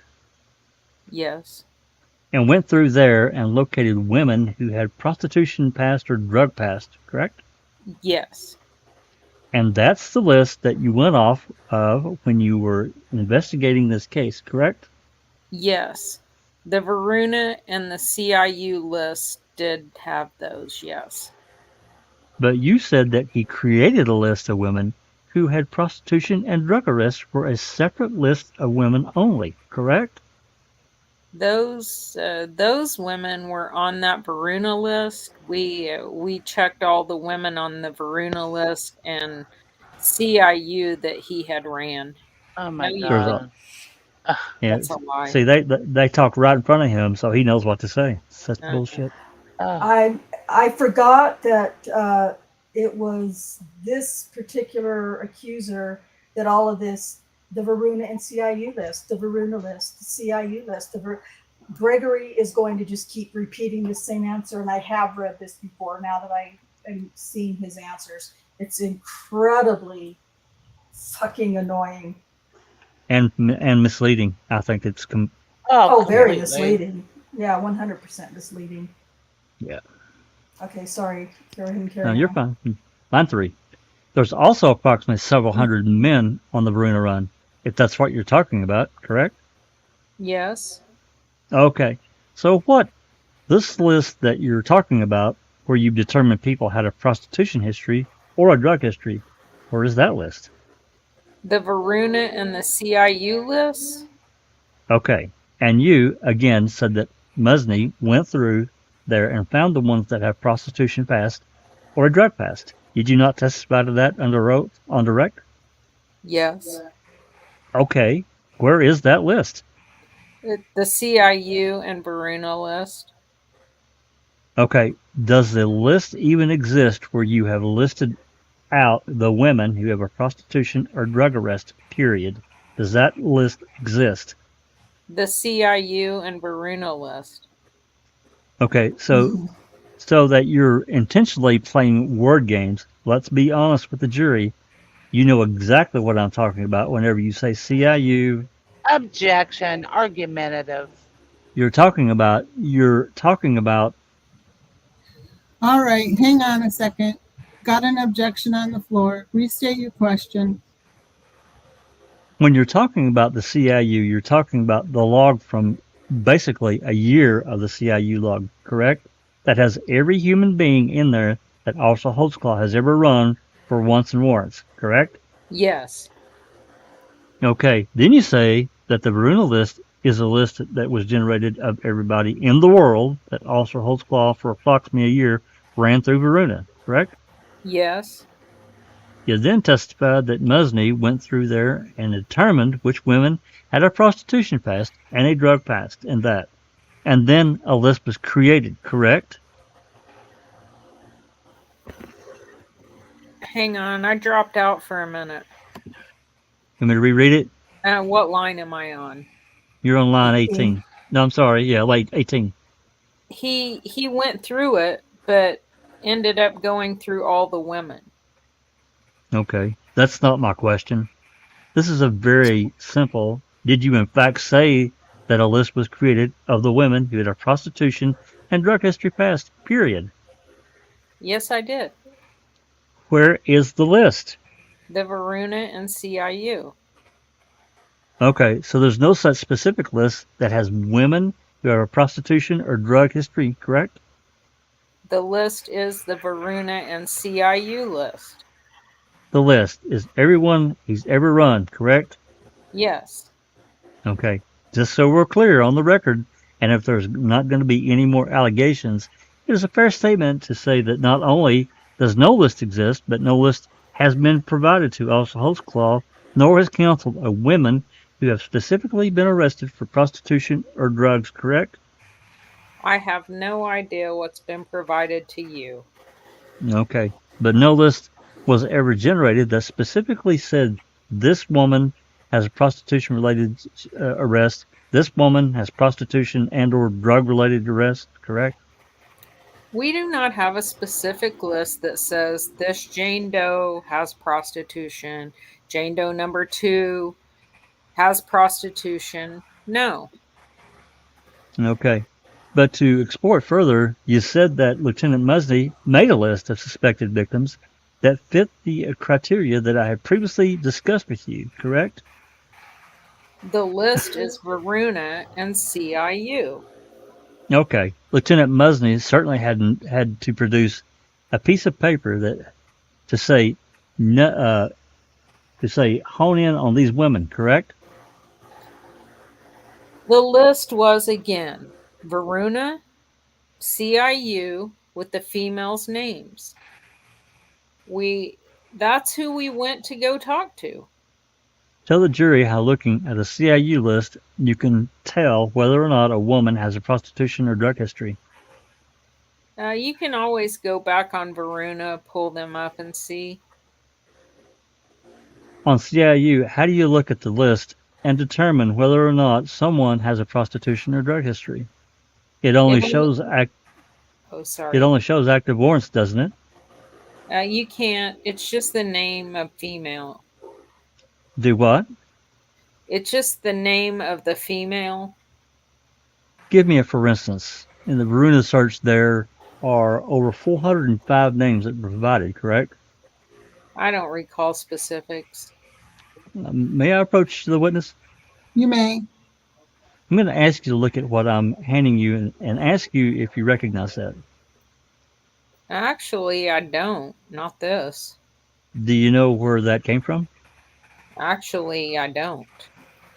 Okay, would it surprise you to learn that there's over 405 people listed on that Veruna list? For what? That Officer Holtzclaw ran during the year. No. So I'm assuming that from what you're telling this jury that you talked to every one of those people. We talked to several. How many men did you interview in this case that were alleged A few. sexual assault victims? Only one alleged, but it was deemed false. Someone came forward, made a false allegation against, or at least you believe it might have been false. So you didn't file that one, right? Right. He said it was false. Did you charge him? No. Didn't charge him with making a false report? He didn't make an actual police report in the end. He was just making a comment, so we checked it out just to see, just like what we do. But he certainly didn't regurgitate that to anyone in a law enforcement capacity, such as you or any other detective. He never said that he was molested in any way, correct? That's correct. He admitted that whatever you heard on the streets was untrue. Yes. Okay. Now, there's also 395 names of alleged victims on the list, correct? I don't know about this specific list you're talking about. You recall contacting approximately 22 people, and 22 females that Officer Holtzclaw had either run on CIU or Varuna, and you talked to them, and they said nothing happened. Yeah, easily that many. Okay, well, did you record all those? If they said they weren't assaulted, no. We had a Uh-oh. list of like I know around 33 women that said that nothing happened. Okay. You have a list of 33 women that said nothing happened, correct? That's correct. And you didn't record any of those conversations, correct? Don't believe so, no. Okay. Well, did any of them say something did happen? No, not on the ones that denied anything happened. Carla Raines. My Yeah, God. I was just exactly thinking the same What thing. the She hell? said nothing happened 5 times, but let's keep going. Anyway, okay. And there have been some women who claim things happened that you could absolutely 100% verify didn't happen, correct? Yes. For instance, Officer Holtzclaw was put on leave when they said it happened, correct? That's correct, yes. And they were actually lying to you, correct? That's correct. Okay. On the 35 women that you're saying that you talked to that said absolutely nothing happened, where's that list? I don't have that list. I'm not aware that was the list. Okay. Oh, Did you jeez. did you maintain a list of all the women who denied anything inappropriate happened? I believe that there was something that was kept. I believe Detective Davis, I would give her the names, and I believe that she put it together in a Word document. Okay. Do you and so you would agree with me when you now on all the women who have stated absolutely nothing happened in their contact with Officer Holtzclaw, you're able to verify that he did actually run their names, or had run them on Varuna or CIU, correct? That's correct. And after they told you that in fact Officer Holtzclaw did absolutely nothing inappropriate and nothing sexually had happened, certainly you made a report to that effect, did you not? I believe I did. Okay. So in each of these 35 individuals, we're going to have a case number, or under Sergeant or under Officer Holtzclaw's case, it'll all be under his case number, where you've made a report of each and every woman that denied anything inappropriate happened. I think what I did was just cross them out. Like going down through the Varuna list, contacted them, cross them out. I think that's what I did instead of report individual. Okay. You understand the differences between crossing someone out and making a report, don't you? Yes, that's why I corrected it. Uh-huh. Okay. So there's no list that exists, or no report exists, of any of the women who denied anything inappropriate happened or denied anything happened to them at all. There's no report made on those women, is there? Just the Word document, I guess you could say it's a report that Detective Davis put together. We joined in of the women that said that nothing happened. So, yes, you could say there's a report. Okay. Okay. So I can say that there is a report. Let me ask you this. For instance, did you interview a lady by the name of Paula Birmingham? It's possible. I talked to a lot of women. Well, whenever you interviewed Paula Birmingham and she denied anything inappropriate ever happened between her and Officer Holtzclaw during his stop, certainly you made a report of this particular day. You met Miss Birmingham at this particular location, these particular people were present, and she denied anything inappropriate happened. And I'll find a report to that effect. I don't believe so. It's probably on that Word document list, just that I just So you didn't make a report. Is that what you're saying? no. Okay. And so you wouldn't have made a report on Tina Mosley either. These names, I'm not recalling. Are you not recalling because they simply said that absolutely nothing happened? Yes, Did you tell them while you were interviewing them that when they denied anything happened, did you tell them that Officer Holtzclaw is a really bad guy? I don't recall. Well, you didn't record it, so I don't have anything to compare it to. So I'm asking you, did you tell him that he's a really bad guy? I could have. Okay. And then did you tell them that you also possess this list that's rather lengthy of women that he allegedly did assault? Did you tell them that? Everything that I did with the 13 alleged victims, I did with all of them. It's very vague, and I was just trying to get the truth. So my question is this.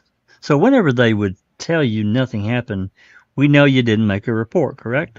Yes, So, and we know you didn't record it, correct? that's correct. So how am I supposed to go back and verify anything that you're saying here today? You're more than welcome to go talk to the women. They denied anything happened. So is that the way, but when they denied it happened, did you tell them again that Officer Holtzclaw is a bad guy and you got a long list? I could have. And it just wouldn't break them and they wouldn't come forward with anything. Is that what you're saying? I wasn't trying to break them. Okay. They weren't saying what you wanted to hear.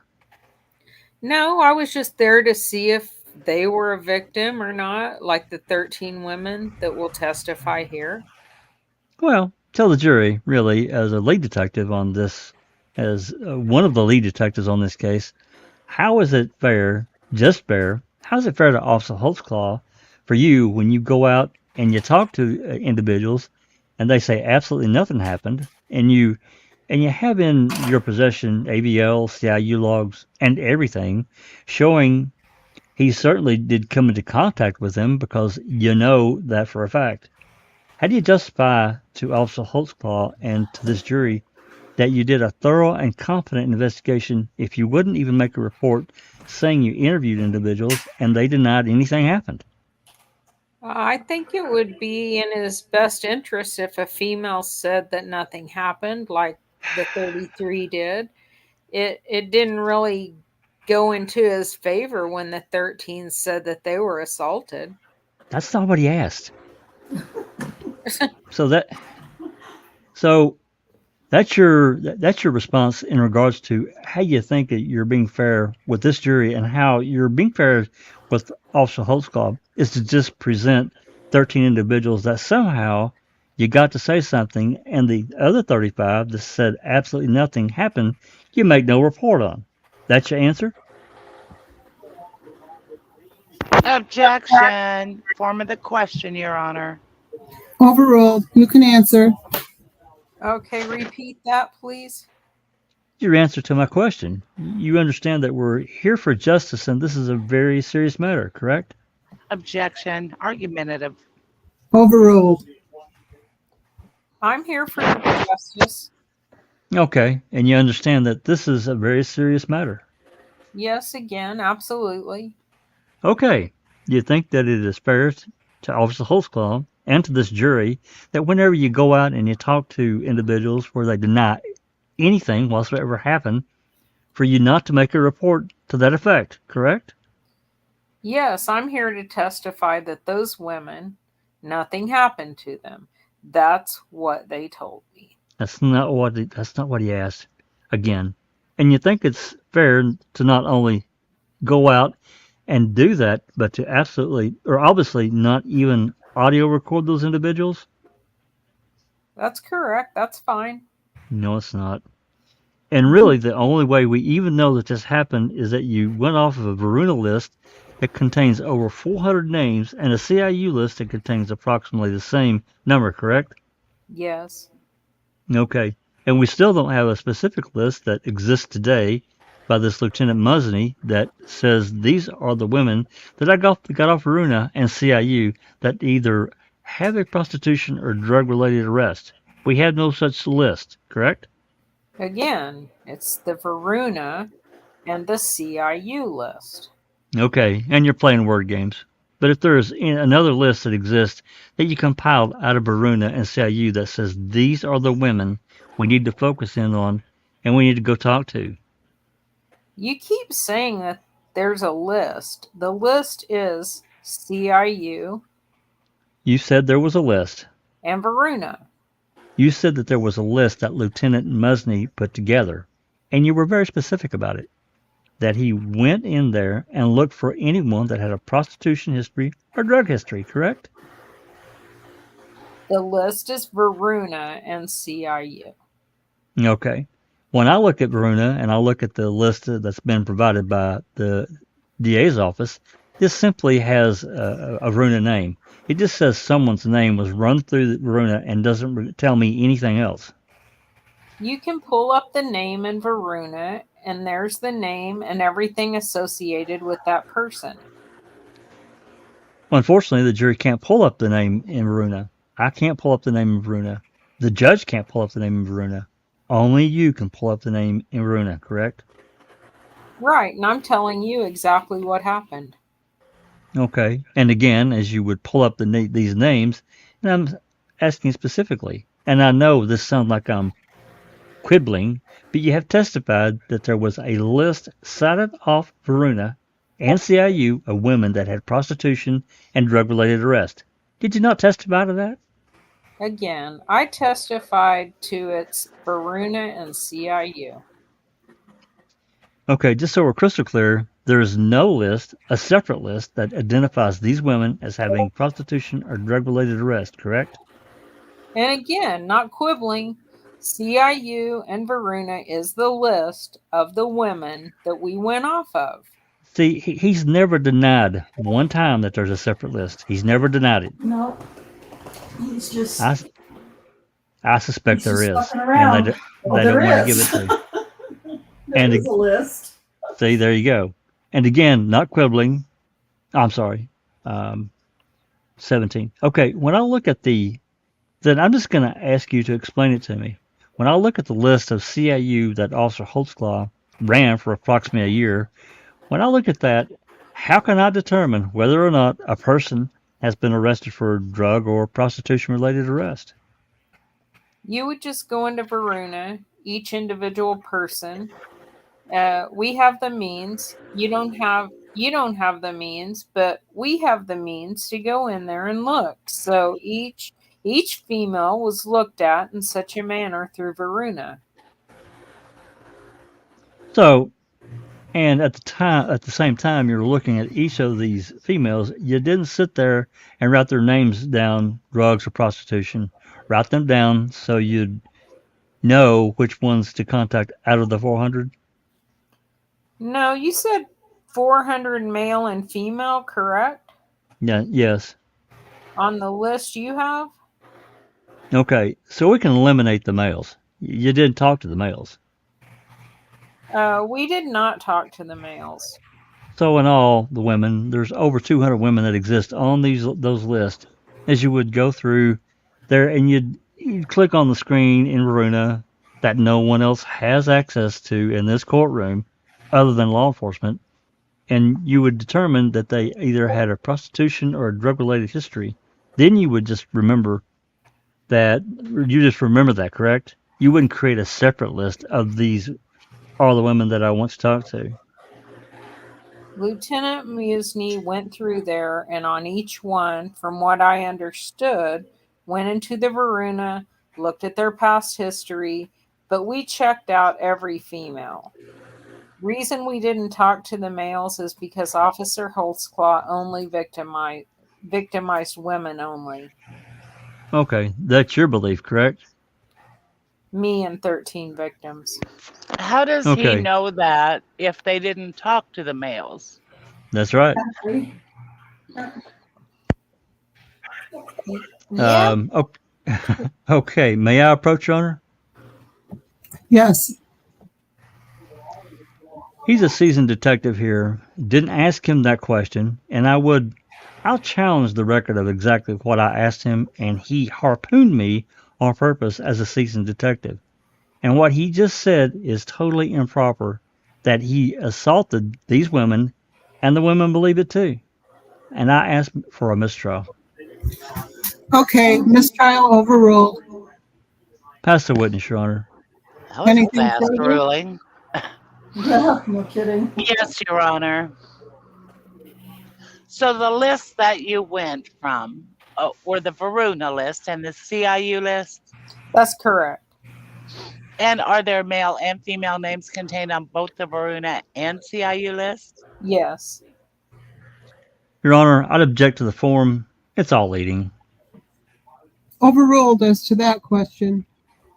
And just to be clear, the Varuna system is what gives you information as to someone's prior criminal history through Oklahoma City Police Department. That's correct. And the CIU list is whenever you're running someone for warrants. Yes. So when you go through the CIU list, what is your understanding as to how the females were located that you went and interviewed and that Detective Davis went and interviewed? Just because you run a person in Varuna, that doesn't mean you ran through CIU and vice versa. So we had to begin with the Varuna list. Of course, you have to start somewhere, and then we moved to the CIU list and found other females that were ran. And you checked their history, or Lieutenant Musney, to your understanding, checked their history on Varuna to determine who had drug and prostitution history. That's correct. But is there any separate list of these women you have other than the Varuna and CIU list? No. Wow. Mr. Adams asked you, Oklahoma City Police Department, you as law enforcement have access to the Varuna system? Yes. Mr. Adams does not. Mr. Gregory does not. I do not. That's correct. Were Varuna reports or criminal history from Oklahoma City Police Department furnished for each of the 13 victims in this case to counsel? Yes. And there was also another list compiled that was the list of women who stated, no, nothing happened. Yes, that's correct. Mr. Adams had asked you about whether you had interviewed one male with respect to Officer Holtzclaw's case. Do you remember that question? Yes, I do. And when I say interviewed one male as being a potential victim. Yes. And he also asked you specifically whether or not a charge of making a false police report had been filed against that male. Do you remember that question? That's correct. Were there females in this case who made police reports that you were able to verify were false based on the Oklahoma City Police Department records that we've talked extensively to this jury about? Yes. And have there been charges of filing false police reports filed against some? That's correct. There has been. May I have a brief moment, Your Honor? Are you aware, Detective Gregory, that if defense counsel asks for a criminal history on any witness involved in this case, that we have to give it to them? Yes. I'll pass the witness. Just on those areas, Your Honor. Again, this list has come up. I'm going to ask you to read a report and ask you if this refreshes your memory. Yes, Lieutenant Musney's report. Yes, does that refresh your memory about this list? It's still the same list, the CIU Varuna list. Is that what that report says? Made a list, yes. He printed off a copy of the Varuna and CIU. It doesn't say that, does it? Well, no, it just says made a list. That's the list. I'm telling you what it is. It says he made a list of what? Women. Quit playing games. What does it say? Objection on hearsay grounds, Your Honor. Judge, he's sitting here playing word games. Okay, you can ask a leading question. Does it not say that he made a list of individuals for you to contact that either have a prostitution or drug history? He made a list. He said Is that what it says? he was specifically looking. Objection, hearsay, Your Honor. Overruled. You can answer. Does it say Lieutenant Musney say that he made a list, L-I-S-T, of women that either had a drug or prostitution history, period? Objection. May we approach, Your Honor? Come up. Your Honor, it's hearsay. He's asking him a question from Lieutenant Musney's report that Lieutenant Musney has written in Lieutenant Musney's report. The witness to ask that question to would be Lieutenant Musney, not Detective Gregory. It's offered for the truth of the matter asserted, and no hearsay exception applies. Overruled. Cool. You may answer the question. Does it not say in that report that Lieutenant Musney made a list, L-I-S-T? You get that, blockhead? L-I-S-T, of the women that have prostitution and drug-related histories. It says I was specifically looking for women who had either a drug history and or a history of prostitution. Keep going. Then it says I then made a list of women who I felt we needed to contact. He made a list. He said he made a list. The list is the Verona Oh my CIU. God. I told you guys this is bad. He said he made a list. Does it not say that? Objection, asked and answered. This is. Oh, I'm sorry. Okay. Oh, Okay, sorry. line 5. That is the list. Where? Well, hang on. Answer the question as asked. Does it say he made a list? I then made a list of women I felt we needed to make contact with. You see where I'm getting that? And I'm telling you, because I'm the one who ran down these women, what the list is. Okay, so you're telling me that this list does not exist is exactly what you're telling me, correct? The list exists.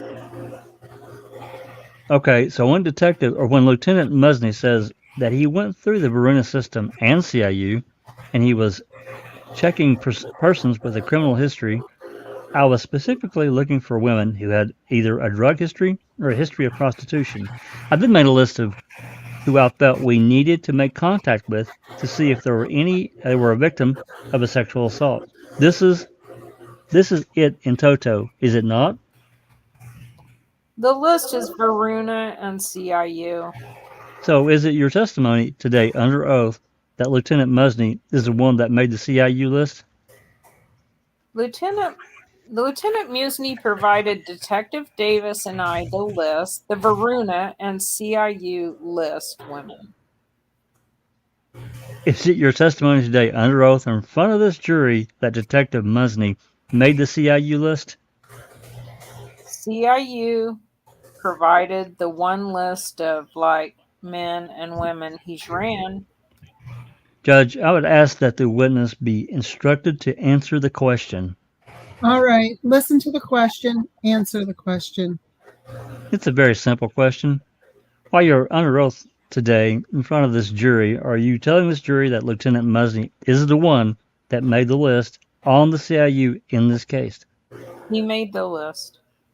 Okay. And you're also testifying under oath today that Lieutenant Musney is also the officer that made the list on the Verona. Yes. Okay. He put together the list. On the Verona. On Verona and CIU, yes.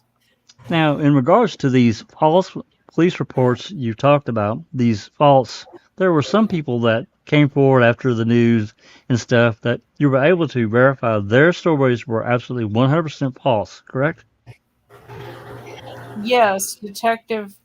And the way you did that was, and the only way you did that was if you did not have a Varuna or CIU run on someone that they claimed something happened.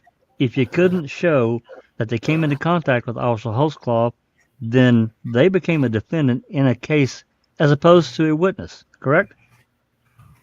No, we just. Well, and even though we didn't have Varuna or CIU or anything like anything like that, like Miss Liggins, we didn't have that. We just had to investigate it further. Okay, well, then tell the jury, let's just take one of them. Which one do you want to take that was filed as filing a false police report? Her name's slipping my mind. I believe it's Parker. I could be off on the name. And to tell the jury about Miss Parker. Who was that? Well, and again, I mean, I might be wrong with the name.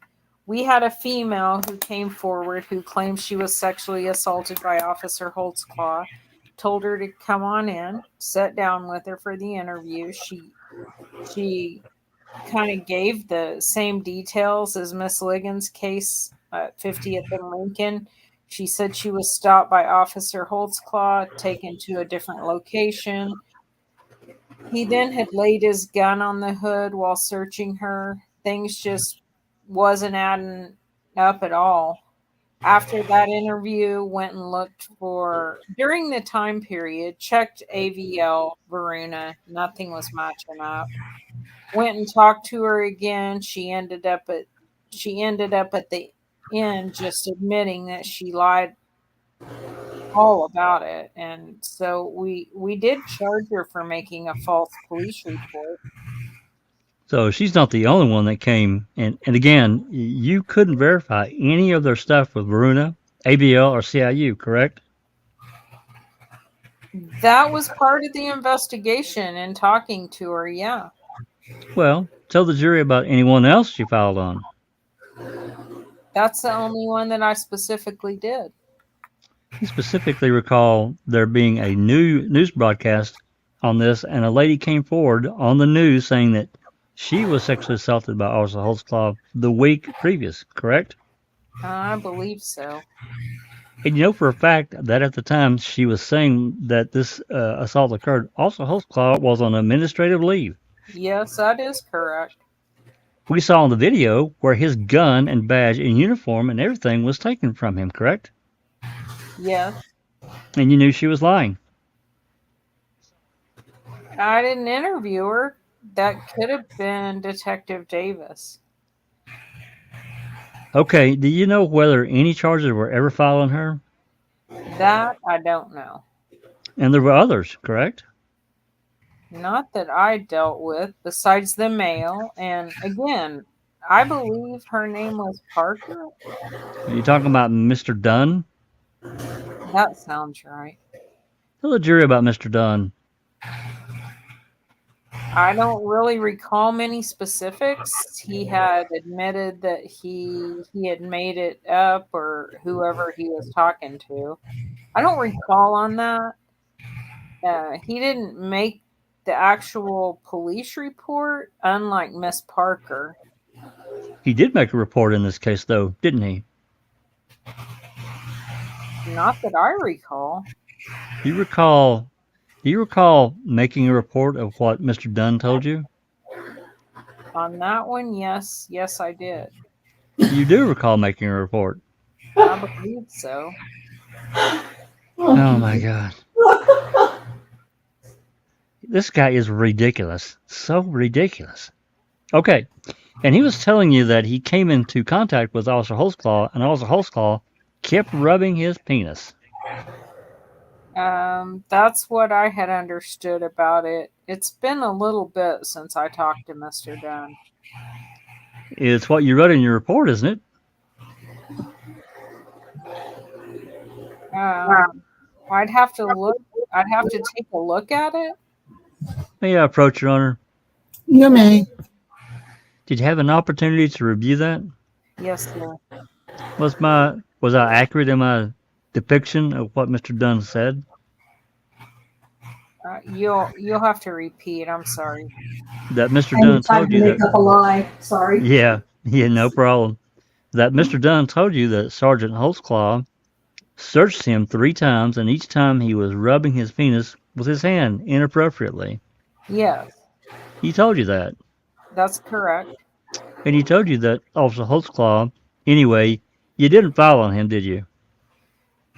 I don't make the determination, but he was not filed on, no. And in fact, you were even asking Mr. Dunn on a scale of 1 to 10, 10 being the most positive, how sure he was that it was Officer Holtzclaw. And he told you 9. Yes, sir, he did. Again, you weren't able to find any CIU or that he'd ever come into contact with Officer Holtzclaw, correct? Other detectives looked that up and advised me of that information.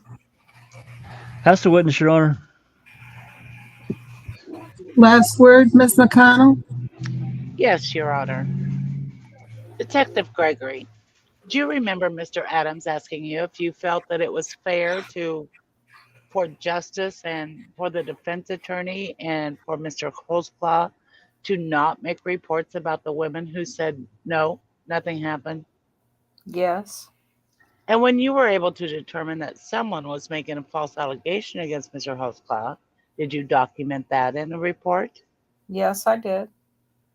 And based on your training and experience as an Oklahoma City police detective, is making a report about that false allegation helpful to the defense? Yes. So if they said that nothing happened, we furnished that information to the defense attorney in the form of a list of their names and identifying information. Yes. And if you were able to determine that someone made a false statement against Officer Holtzclaw, you documented that within a police report. That's correct. I'll pass the witness. I don't have anything further. All right. Thank you, Detective. You can step down at this time. Call your next witness. Okay. Wow. Now we're going to end it right there. Wow. Isn't that frustrating as fuck? Oh my God. If it wasn't put- obvious to that jury that he was lying his ass off and playing games and being evasive, I don't know what else they could take from that. Yeah, it was So, pretty and rough. then how do you believe a word he says after that through the rest of the entire trial?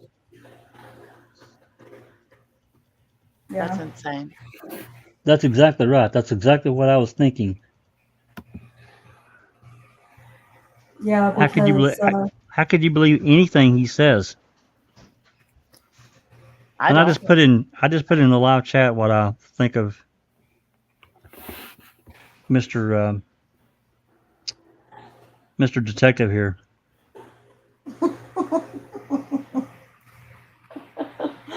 yeah. He definitely he was evasive. He wouldn't answer a question. He would reply, but he wouldn't answer the question that Adams was asking him. He just avoided it. He just evaded it. Unbelievable. And the judge, Unbelievable. absolutely. I can't remember where it took place, but Kim explained it in one of her dissertations. She said that they had packets. That's what it was. It was packets. Packets. What do you mean? yeah. Like It must be after this testimony in the sequence of the trial testimony because, like always, they try to get their shit together and come back with some explanation. But they must have, yeah. But I would ask her, they must have had something to work from to make put those packets together, you know? Right. So, Yeah, it's in one of Davis's testimonies that she says it wasn't a list, it was a packet, and that Musney had made little packets for each one of the women, and they divided the packets up. So it went from a list to a packet. And I got a stack, and Rocky got a stack. Oh my God! Come Yep, on. she says. Yeah, I mean, it changes completely from how Musney describes it. Who's He the one who told put it he together? told Carla Raines right there that he had a list, right? Susan, Varuna, and CIU. Get your shit Uh, together, girl. oh my gosh. It's just unreal. Yeah. Yeah, it was so fucking frustrating reading What day that of the testimony. trial was that? I don't have. I got these are just PDFs that I made, I, but I'm not 100% certain. I Okay, saw let the me ask. date Oh, I'm November sorry. 17th somewhere, so it would kind of be in the middle, wouldn't it? Kind of, sort of.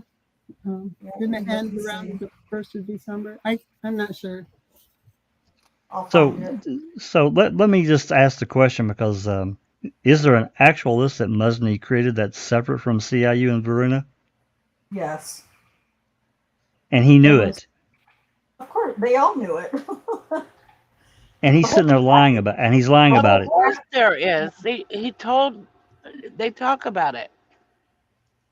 But That's so what he did. he's sitting there Com- lying under oath. Completely bald face lie. Well, only based on what he heard the sidebar talking about, he said he listened to the sidebar conversation about all this, and he knew what he needed to say, and he stuck to exactly what he felt like he needed to say. Obviously, Jesus Christ. Wow. Hey guys, I hate to jump off of here right now, but I have to go real quick. That's okay. That's all Okay. right. Okay. All right. Well, Carry all is on. Absolutely. well. I'll come Take back. care. Take Thank you. care. Thank you. Okay. Okay. All right. Thanks, Bye. Kay. Uh-huh. Yeah, it was just very frustrating because it's Jack. I'll get the kerosene. It's very clear that Rockhead is just he literally was playing games with Scott Adams. Sure he was. Oh So, my God. so it was pretty irritating for I sure. got to commend it, Scott Adams. I thought he really, He stuck with it. did a good job on that one. He did a Yeah. good Well, job. He absolutely well, did. here's another part of this whole blah blah blah. Did the prosecution know? Of course they did. That's another big problem right there to me. Well, and I don't remember exactly where it is. I'm almost certain that it's in testimony somewhere with one of the accusers, but I can't recall it right off the top of my head. But there's a whole thing about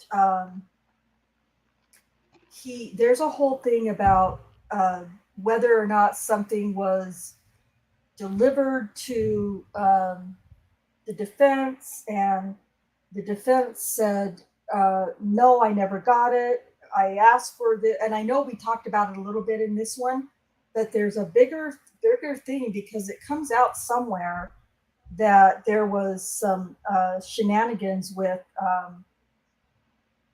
the in the DA's office, the secretary or something in the DA's office, removing a timestamp and all kinds of stuff that when I don't, Cherie, do you remember that storyline? I remember that happening in another case connected with with the Prater's office. Yeah. And maybe it was, go ahead. Aaron Brock or something. I can't remember, but yeah, there was. Yeah, well, at any rate, there's something somewhere that talks about the DA's office being very, very shady with information being received in their office. The DA's office said, no, we never received it, or whatever the case was. And then it came back to, we came to find out that the secretary at the front office who does the time stamping and stuff had torn off the label or something like that. Did we lose you, And Rhonda? am I gone? Lose me? I can hear her. I can hear her. too. Oh, okay. Anyway, it's just basically, you know, whichever case it was, you know, showing and proving the lies and deceit from the DA's office, and they were shady. And that argument went back and forth more than once with with Gigger and Scott Adams about what was asked for and what was received and what wasn't. And Yeah. you know, I have no reason to believe that Scott Adams is lying at all about not receiving stuff that he asked for. And if I'm not mistaken, we're going to hear more about that in another accuser's trial. I really wish he would have said to Detective Gregory, are you flat out lying to me that no other list exists except for CIU and Varuna? Yeah, Serious. It was so obvious. absolutely. Well, the reason I was asking those questions is because when it's finally actually revealed that there is another list, to me, Scott Adams should have. I don't know how it works in Oklahoma, but whatever the process is, that he would make some kind of reporting the prosecution to the state bar or whatever they're, Yeah. you know, Yeah. because this is a big deal. You got an officer up here, a lead detective, lying on the stand. This is a I big also deal. think it should have been in jury instructions. If it came out during the trial that it actually existed, I don't know. Exactly. Yeah, the only place we really know that a list existed is through Brian Bates. Because he has all the discoveries, or he had all that discovery. So that's the only place. We never get an admission from the state that they ever had a list. Brian Bates actually has the list? I don't know if he has the list in Discovery. Cherie, do you know if he has it? No, I don't. Whatever But I know, what is on his podcast. That's the first time I heard about a list that didn't exist, you know. So he was referring to this. Now I know, you know, well, this part of the transcript, I thought. I don't know if Brian saw or had the list, or if he saw the list. I don't know. But he talks about it. That's where we get the information about the list, you know, the truth about the list, I should say, is in Brian Bates' podcast. So I highly recommend, if you haven't already, I highly recommend going to Holtzclawtrial.com and I'll put those in the chat again. And Brian or Bates Investigates podcast, because that's where we get the information. And I believe that information because Brian Bates was the what do they call it? The investigator on the case, on Daniel's defense.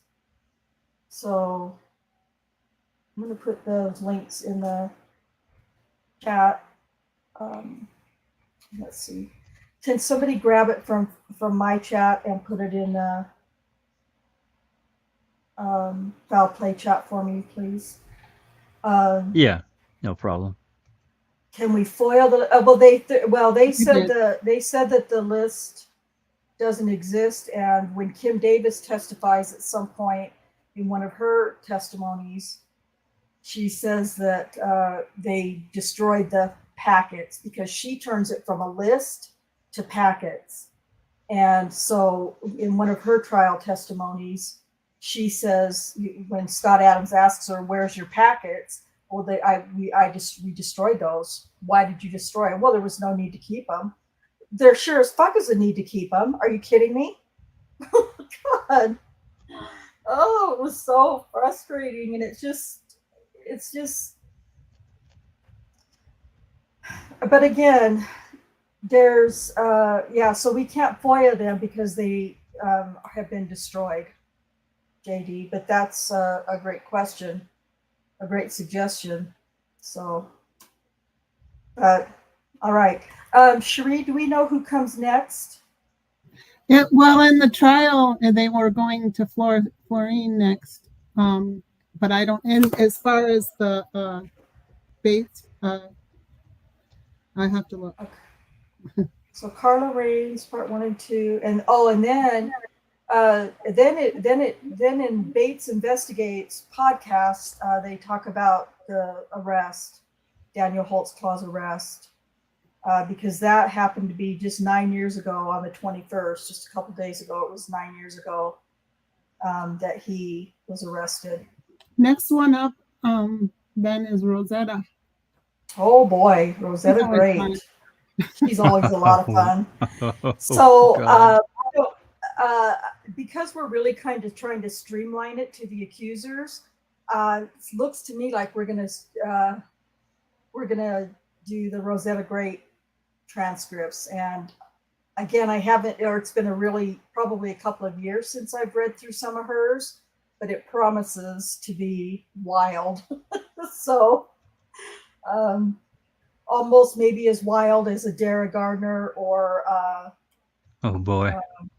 Tabitha Barnes, if I'm not, because Rosetta Great is out there, like she's just way out there mentally, and so hers is going to be very, very, I would imagine it'll be very interesting. If I may be so bold, I think Rocky Gregory's pretty fucking far out there too. Pardon my French.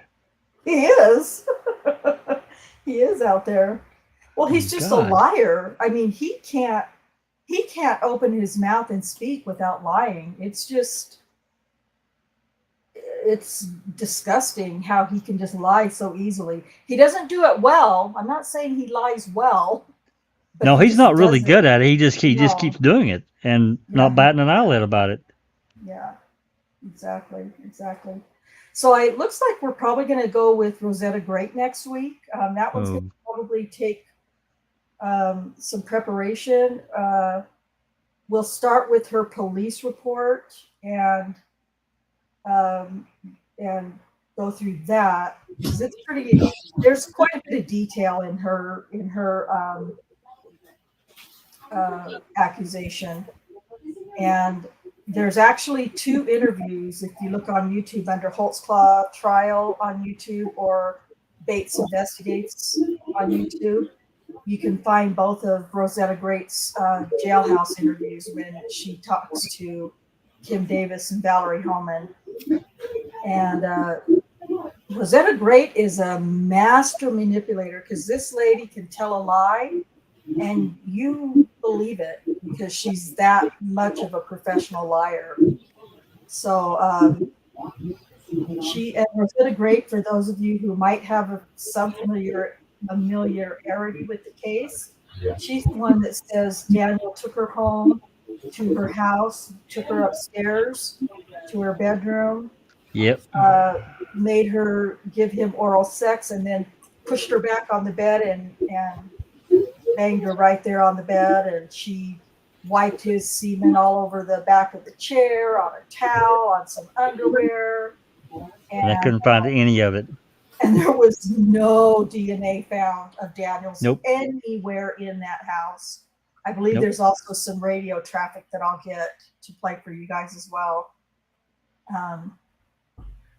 But this one will be interesting. Easily 3 to 4 episodes on Rosetta Great. Easily. Oh yeah. Oh yeah. The chair. Yeah. Yep, exactly, Liam. The chair. Mm-hmm. And so, and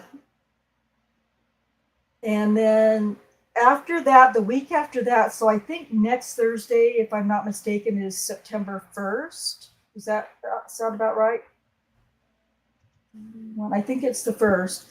So we'll go Thursday next week, but the following week, we're going to be really quick to come back on Tuesday instead of Thursday because I can't compete with convicting a murderer. So, and that begins on the 8th of September. So I don't know. I don't know, Ron. Depending on what comes out of somebody's mouth, that might not go well. We'll see. What's that? But what am I What missing? what comes out of Candace Owens' mouth, what she reads off the Oh, teleprompter. oh, That, yeah, well, yeah, well, it's going to be under a microscope, regardless, whatever. Right? exactly, exactly. Okay, well, we're gonna go ahead and wrap this up here. I'm just gonna let, Jack, do you have any, things that you want to say at the end Uh, here? just great job today. This was just I'm just blown away. I'm still my head's still reeling at Blockhead here, Bullwinkle.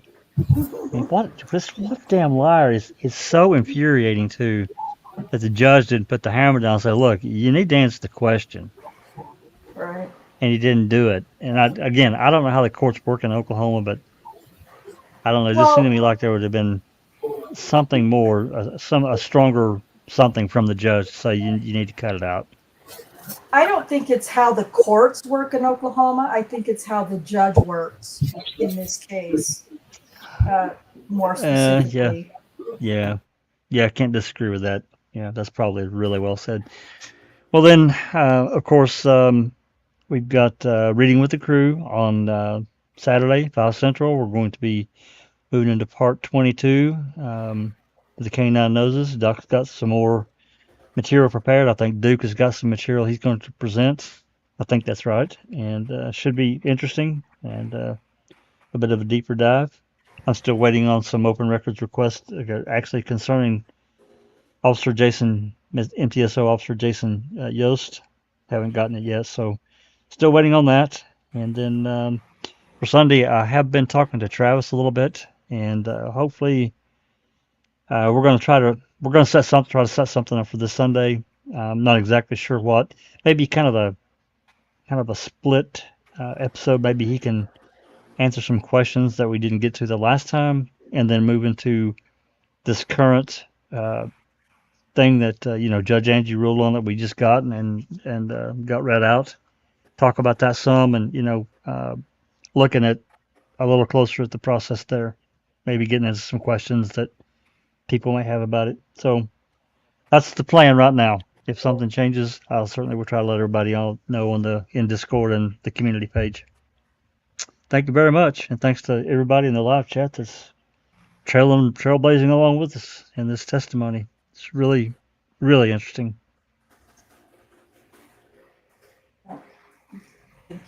Thank you, Jack. Yep. Susan, what other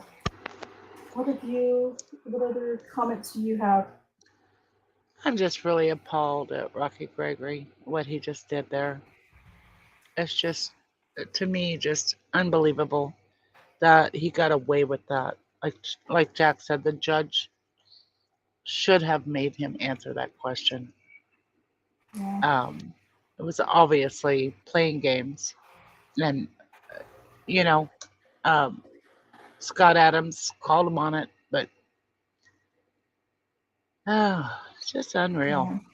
Unreal. I don't know how those jurors could believe anything Rocky said after that. It was so obvious what he was doing. He was lying. Yeah. So that's all I've got. That's sad. It is. It's sad and it's tragic because we have an innocent man in prison now because of it. Because of that one part. I mean, the whole case is sad and tragic, but that's just the one case alone. All aboard the bullshit express. Thanks, Leo. Well, if he's willing to do that right there in front of the jury, the judge, and just act that way, and it's just belligerent and arrogant to me. And if that's, I don't know, I just think it's terrible. And he didn't care. He didn't care at all. Well, think the whole reason behind him not wanting to admit to that list is the way they went about finding these victims That's and how exactly the right. whole case was put together. They Exactly. knew that it was a backward investigation and it was done completely wrong. And So yeah, he couldn't admit that Yeah. to the jury that that's the way it went. Yes, because that would have shown, and I get really frustrated when people, one of the most common questions that we get is, well, how can 13 women lie? Well, because 13 women, he preyed on, these poor Black women in these low rent, these low economic, socioeconomic neighborhoods with prostitution and drug histories, and he preyed on them. No, number one, that was the sector that Daniel worked in, was that area of Oklahoma City. Number two, he didn't choose anyone. That was done by Lieutenant Musney. He's the one who went through Varuna and CIU and compiled that list of women. He was the one who was the racist, if you want to look at it that way. He was the That's one right. who was being racist. He was the one who chose only the Black Yeah. women, only That's the right. poor Black, it was him, not Daniel. And And that's the fact that they stated in the trial that Daniel did not sexually assault any men. How do they know? They didn't talk to any men. How can they say that as a truth? Yeah, How can that's they right. say that he only went after Black prostitute drug addicts if they didn't talk to every single woman on that list? That's right. Right. And I thought Scott Adams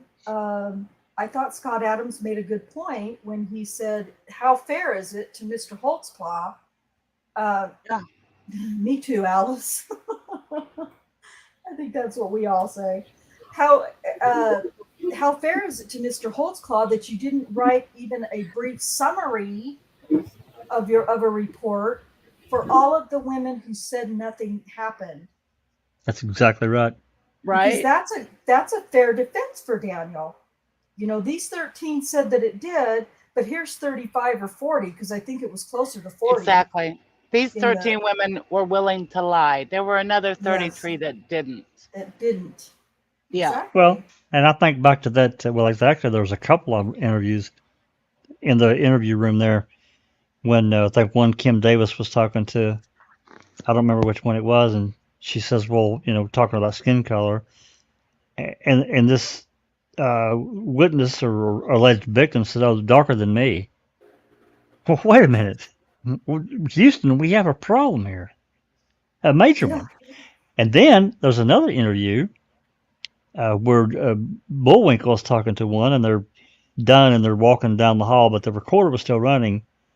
And she basically said, "Well, that was enough," or something to that effect. Basically, even if he didn't do anything, it's still That bad, right? Yeah, go that ahead. was Shardarian Hill, and that was with and we'll get into hers. I don't think we've really ever talked about Shardarian Hill yet. He was found not guilty on Shardarian Hill, but still. But Well, I mean, the to me, other one that that goes you're to talking about is Sherry Ellis. She's the one who said it was a Black cop and that his skin tone was lighter than her own. right, She's Was also darker. the one or His darker. or was skin tone darker was than her own. darker. Yes. It's Yeah. those flashing lights, Yeah, those They- lights. they wash Wash out. out. They make they do Make all people sorts of blonde things. hair. To me, it just shows this underlying tone of how disingenuous these detectives were. It's so clear to me. I mean, maybe I'm a little too jaded, but I don't think I am. I'm trying to, look No. at this from 50,000 feet, and to me, that's exactly, this is exactly how he acted here during this testimony. He wouldn't answer the question. Right. Anyway, And he wasn't made to. that's correct. And that's when Scott Adams needed to continue saying, "Objection, Your Honor, non-responsive. Can you instruct the witness to please answer the question?" Absolutely. And there was a little bit of that back and forth, and then finally at the end, Gregory says, "Yes, it was a list." Was that so fucking hard? Just say it at the beginning because you made this big ordeal. How many pages? 8 pages of it was Varuna and CIU and Varuna. You know, it was just so obnoxious and time wasting and like you said, Jack, disingenuous. And there's just you know, I'm just frustrated. I wish I could get more people to pay attention to what we're doing because we're giving you guys the trial transcripts. We're showing you the police reports. We're playing, you know, well, we're playing parts of different recordings that we have that anybody can get, actually, you know, from the internet, as far as record, you know, the videos and stuff like that, because Brian Bates has them on his YouTube channels. And you know, we're reading parts of trial transcripts that we, well, not parts of, the entire transcript, and you know, of each individual accuser. At least so far we've been able to do that. And you know, there's nothing, it's just if people who think that Daniel is guilty or they're sitting on the fence would pay attention to some of what we're presenting, like some of these other channels are doing a good job, you know, with some of their presentations. Failure to Stop, for instance, with Jenny's interview a couple of weeks ago or last week, whenever it was excellent. You know, they interviewed Jenny Holtzclaw, and it was great. It was excellent. And everybody on that channel in the comments so far have been supportive of Daniel, and that's been great. But when you go on to other platforms that are showing different things, even if the content creator is, you know, kind of leaning towards Daniel's innocence, the comment sections are just full of people being blatantly refusing to consider that Daniel's innocent. And if it's suggested to them to look at some of the things that I have, because I can't post my links in other people, content creators, comment sections, but all they have to do is just search my name on YouTube. I'm the only channel that is giving you court documents and trial transcripts, preliminary hearing transcripts. These other channels aren't doing that. So you're getting a part of what the content creator has access to. Yeah, that's something that you know, per channel, that the channel owner can turn on or off to allow links. It just depends on the some. And I'm not talking about Daniel's case specifically. I'm just talking about in general. Some people will, yeah, some people will allow links, allow you to post links to their in the comment section. But I found that many just won't, because they think that they're going to lose somebody over it, which is insane if you're truly trying to get as much information out about something as you can. But you know, I've talked about this before, and I've mentioned this to you, Rhonda, so many times that, and I'm really surprised that someone hasn't come along and done a multi-part docuseries on this case. I really am, because it's fascinating, and it's so broad. Someone could easily do a couple of seasons easily and still not cover everything. There's so much information. And it's so clear to me that this was done to Daniel and hold him as a scapegoat, so that the city, let's say city police in Oklahoma City, could say, "Hey, look what we did. We've got a white cop here. We're throwing him under the bus for you. Okay, please don't burn our city down." And I'm not saying that as a racist thing. I'm not. I'm just saying that's what I see, because they were so fearful.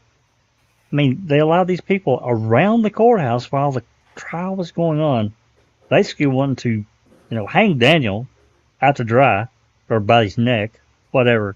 They were angry about a lot of things going on in the country that need to be corrected. I agree. Reform needs to happen. Positive reform needs to happen in policing and so forth. But to allow that during trial where the jury can hear it, really? How's that fair? How's that fair to Daniel? It's not at all. That should have been That should have been not allowed at all because that detracts from the actuality of the case. Anyway, I'm getting off track here. I'm really surprised someone hasn't done a documentary, Rhonda, and I suspect someone will. That's what this case needs, a good documentarian to cover the case. Yeah, I agree. We agree completely. So, anybody has any ideas? Or I haven't written to Netflix because it wouldn't be Netflix that would be doing it. But I did try to reach out to the MAM producer or writers, and I Laura and Maura. Laura and Maura. Yeah, and that maybe that guy, is it Joe Berlinger or somebody who Joe did Berlinger, yeah. Richard Yeah. Glass up in West Memphis 3. West Memphis 3, yeah. Okay, so I know Susan's got to run, and Kay's had to leave, and I'm hungry, and so we're going to wrap it up here. But me too. Like this, huh? Me too. Oh, and Jack. Well, I know, yeah, I know Jack's hungry too. It's past everybody's bedtime or dinner times. Maybe James says in foul play, maybe the CAM people will do it after their project fails. I wouldn't let the CAM people anywhere near Daniel's case if I could help it. No way. I don't trust them. But anyway, so like I said, I believe we'll start with Rosetta Great next week. It should be very interesting and eventful. And then the following week, we'll turn right around and start with on Tuesday so that we don't run into an issue with convicting a murderer possibly being streamed somewhere. So if nobody has anything left in the comments or on the panel, we're going to go ahead and say goodnight to everybody, and we'll see you next time. Peace out.